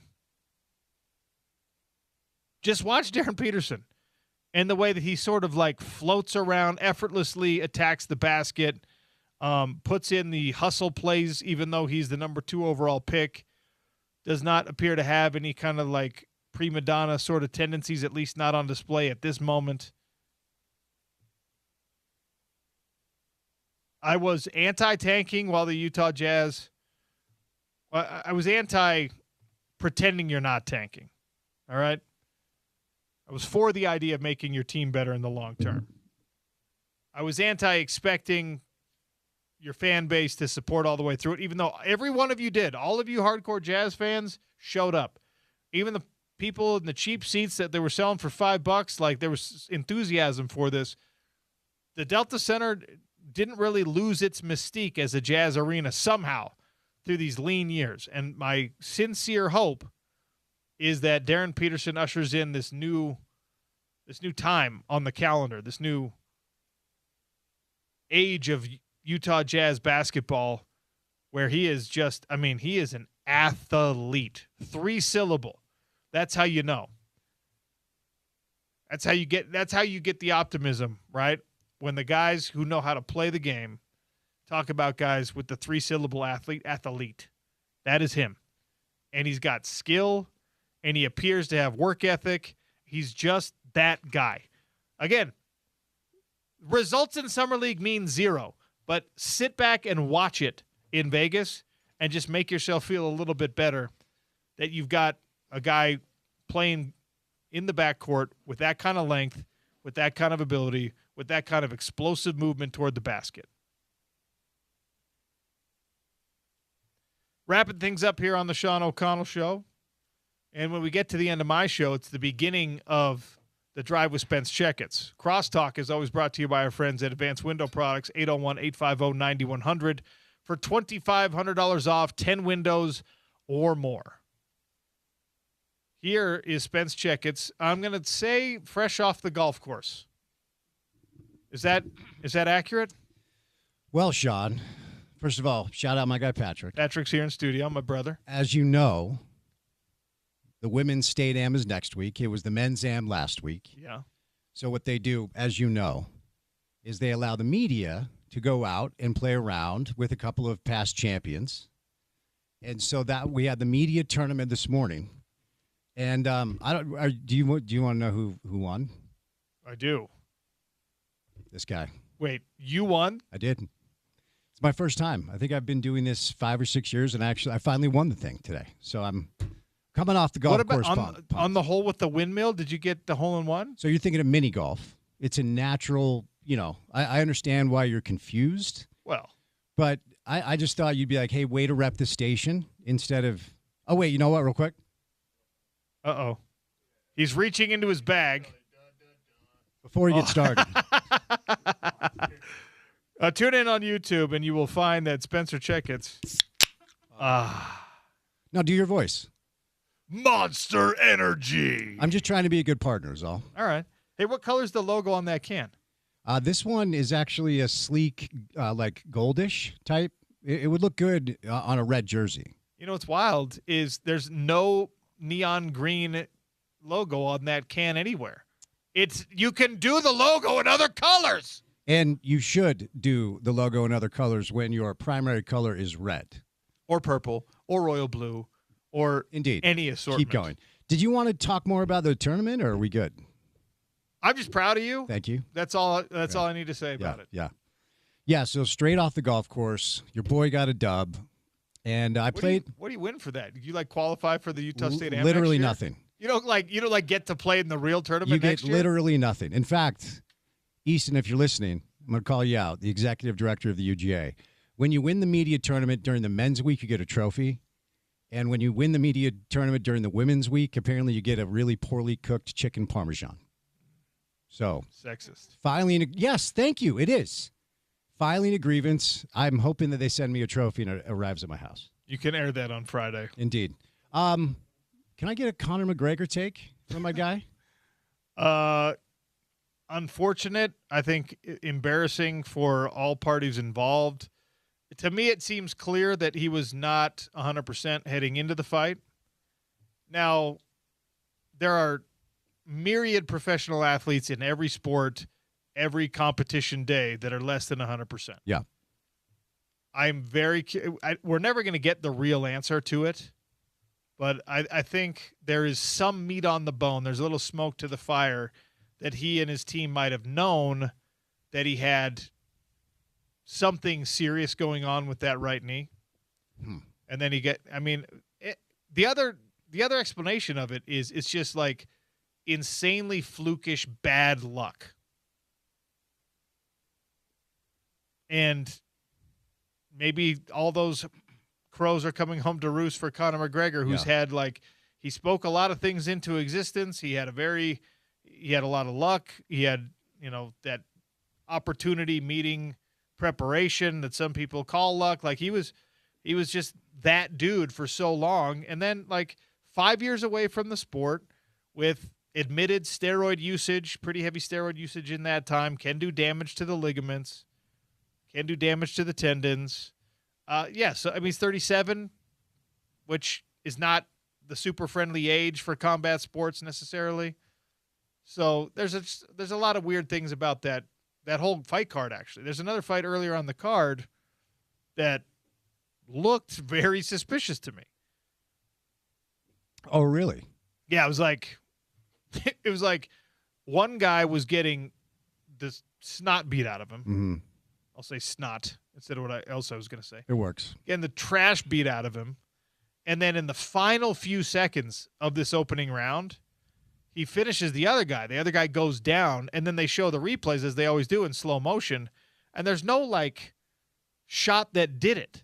Huh. There's no like he landed a couple things, but what he landed, then there was like a 5 or 6 second interval, and then the guy goes down against the cage and covers up and gets TKO'd. And you're just like, wait, what of those final shots landed and hurt you so badly? It kind of didn't make any sense. So there's just some weird stuff. And obviously the betting patterns favoring Conor McGregor, and then that means just millions of dollars into the books this weekend. So, yeah, there's journalists getting their credentials pulled right now because they're reporting that the UFC knew about it and hid it and all that stuff. So I don't want to go that far because I'm not sure. But the former fighter, the athlete observation, that is not even the walkout, even the Conor McGregor staring across the cage at Max Holloway is not the typical Conor McGregor that we saw. So was that because he had no confidence because he knew his leg was already blown out? Who knows? Yeah, see, and it's funny because like I really do feel like if you have been doing this long enough and you can analyze and break down other sports, even if you're not an expert, like when you watch soccer, I would tell you just to trust your eyes, trust what you're seeing, right? And but I'm an expert. Well, I mean, anyway. it was a bad example. Yeah. But to me, because he's just one of those guys where, he's on the card, I'm probably going to tune in. Yeah. And so when I found out that that was his night, I actually watched like the pre-fight stuff where the round table was going on. I think Cormier was on it and Dana was on it for a little bit. And it just something about it just felt off. I mean, obviously the injury sealed something was off. Yeah. But he didn't look the way he usually looked. He looked a little more timid. And you tell me, I mean, Holloway's a badass, right? I mean, he's a really good fighter. First ballot Hall of Famer. Yeah. He's a champion, a former champion. He's my favorite active fighter. I love Max Holloway. Okay. He's incredible. And I'm so happy that he got this payday and the showcase opportunity. And they fought a long time ago. Conor won that one. Yeah. Now Max wins this one, although not the way he wanted to. And for him, it potentially creates a trilogy opportunity if Conor wants to come back and try it again. So that's great. But, yeah, it was not what you would have expected. Yeah, and at what point, I mean, age comes for us all, and the league that employs you will let you know when you're done. We see it all the time. At what point, I mean, how long can he be the guy that someone like me who watches 4 or 5 fights a year tunes in for? Well, if Netflix's lone forays into combat sports have taught you anything, 50 million people tune in to watch a 60-year-old Mike Tyson. Yeah. And just recently, Ronda Rousey at 40 and Gina Carano at 43, who hadn't fought in 17 years, set the all-time record for MMA viewership. Huh. So once you're a name, you're kind of a name. Let me tell you what's going to happen with Conor McGregor. Yeah. Okay. He's going to rehab this knee. He's going to come back. He's going to try to fight his one last fight on his UFC contract. And then he's going to get into business with Netflix. And Conor McGregor is going to be on a Netflix card of some kind, fighting who knows who. And because it's on Netflix and because we will get that marketing machine, that will be 30 million viewers. And the results won't matter. And Conor could be 40 when it happens. They'll pull Donald Cerrone out of retirement. They'll have, no one will care. Yeah. They'll get Nate Diaz to come out and just be like, they've fought each other, Yeah. Let's do it again, homie. Yeah. Like, was that your Nate Diaz? Yeah. I like that. They'll do that whole thing. Yeah. And that's like, he will be that business machine. It's almost like adds to his mystique that it's like, you get to see me now every 2 years, every 5 years, every 3 years. But if that happens in 5 years, you're going to tune in and watch. Yeah, I mean, there's something that I can't identify as to why he seems to get the attention that he does. I know he is known for the manifestation. I don't know. I find some of that stuff a little like woo-woo. Like, okay, oftentimes you hear about people manifesting what they accomplished like after they did it. It's like, no, you already did it. A lot of it was probably hard work and preparation. But maybe you want to sell an ebook, so check out my 14-day mental cleanse that will get you to where you need to go. Yes. I'm skeptical of that stuff, but it's undeniable that for your sport, for that sport, he is Tiger, he is Messi, he is Caitlin Clark, he's LeBron, he's that guy. Yeah. Even if he's not like the best to do it or the best right now, he still is the guy. Where I sat and watched like a 45-minute pre-fight roundtable interview before a UFC event because it was Conor McGregor. That's right. He's Weird. just he has that juice, and he will maintain that for the foreseeable future. Even though, like, I was when Mike Tyson was fighting Jake Paul, I knew exactly what was going to happen. Right. We were on these airwaves, and I was like, "This is a non-event." Yeah. And then I tuned in because there's a curiosity factor to it. When Gina Carano and Ronda Rousey were getting ready to fight, I was like, this is also a non-competitive matchup that is just to get people to talk about Netflix in MMA. Yeah. I didn't need to see that fight. I wasn't asking for that fight, but someone put it there, and I was like, yeah, I'm going to watch that. Yeah. And that Conor McGregor is always going to have that. He could be 75 years old and be like, I want the trilogy with Max Holloway. And Max Holloway would be like, okay, let's do it. Yeah, if the purse is there, and that's fighters are going to show up. Yeah. And you know what? He allegedly got $30 million for that 69 seconds the other night. Oh, my gosh. I didn't realize it was that much. And I'm sure the consumers felt cheated or whatever, but dude, that's the risk you run. A guy I know, and I think you know him as well, has a place down in Vegas, goes down to every fight. He's a very successful local businessman. He's done really well for himself. He can afford it. But he dropped like 20-something grand on tickets to watch Conor McGregor fight, and that's what you got, right? Yeah. And look, that happens sometimes in combat sports and in sports in general. You show up and, you do the road trip to follow your favorite college football team, and they lay an egg, and you're just like, oh, my gosh. Yeah. That was the most expensive seat in UFC history. Huh. And that's what you got. Yeah. Well, to your point, as long as the money is there, the fighters are going to show up. They certainly know how to put on a show. I mean, the spectacle is undeniable. Yeah, it's crazy. Stay tuned for the Monster Energy Drive with Spence Checketts. Thank you. Thanks for listening to the Sean O'Connell Show. We'll do it again tomorrow on ESPN 700 and 92.1 FM.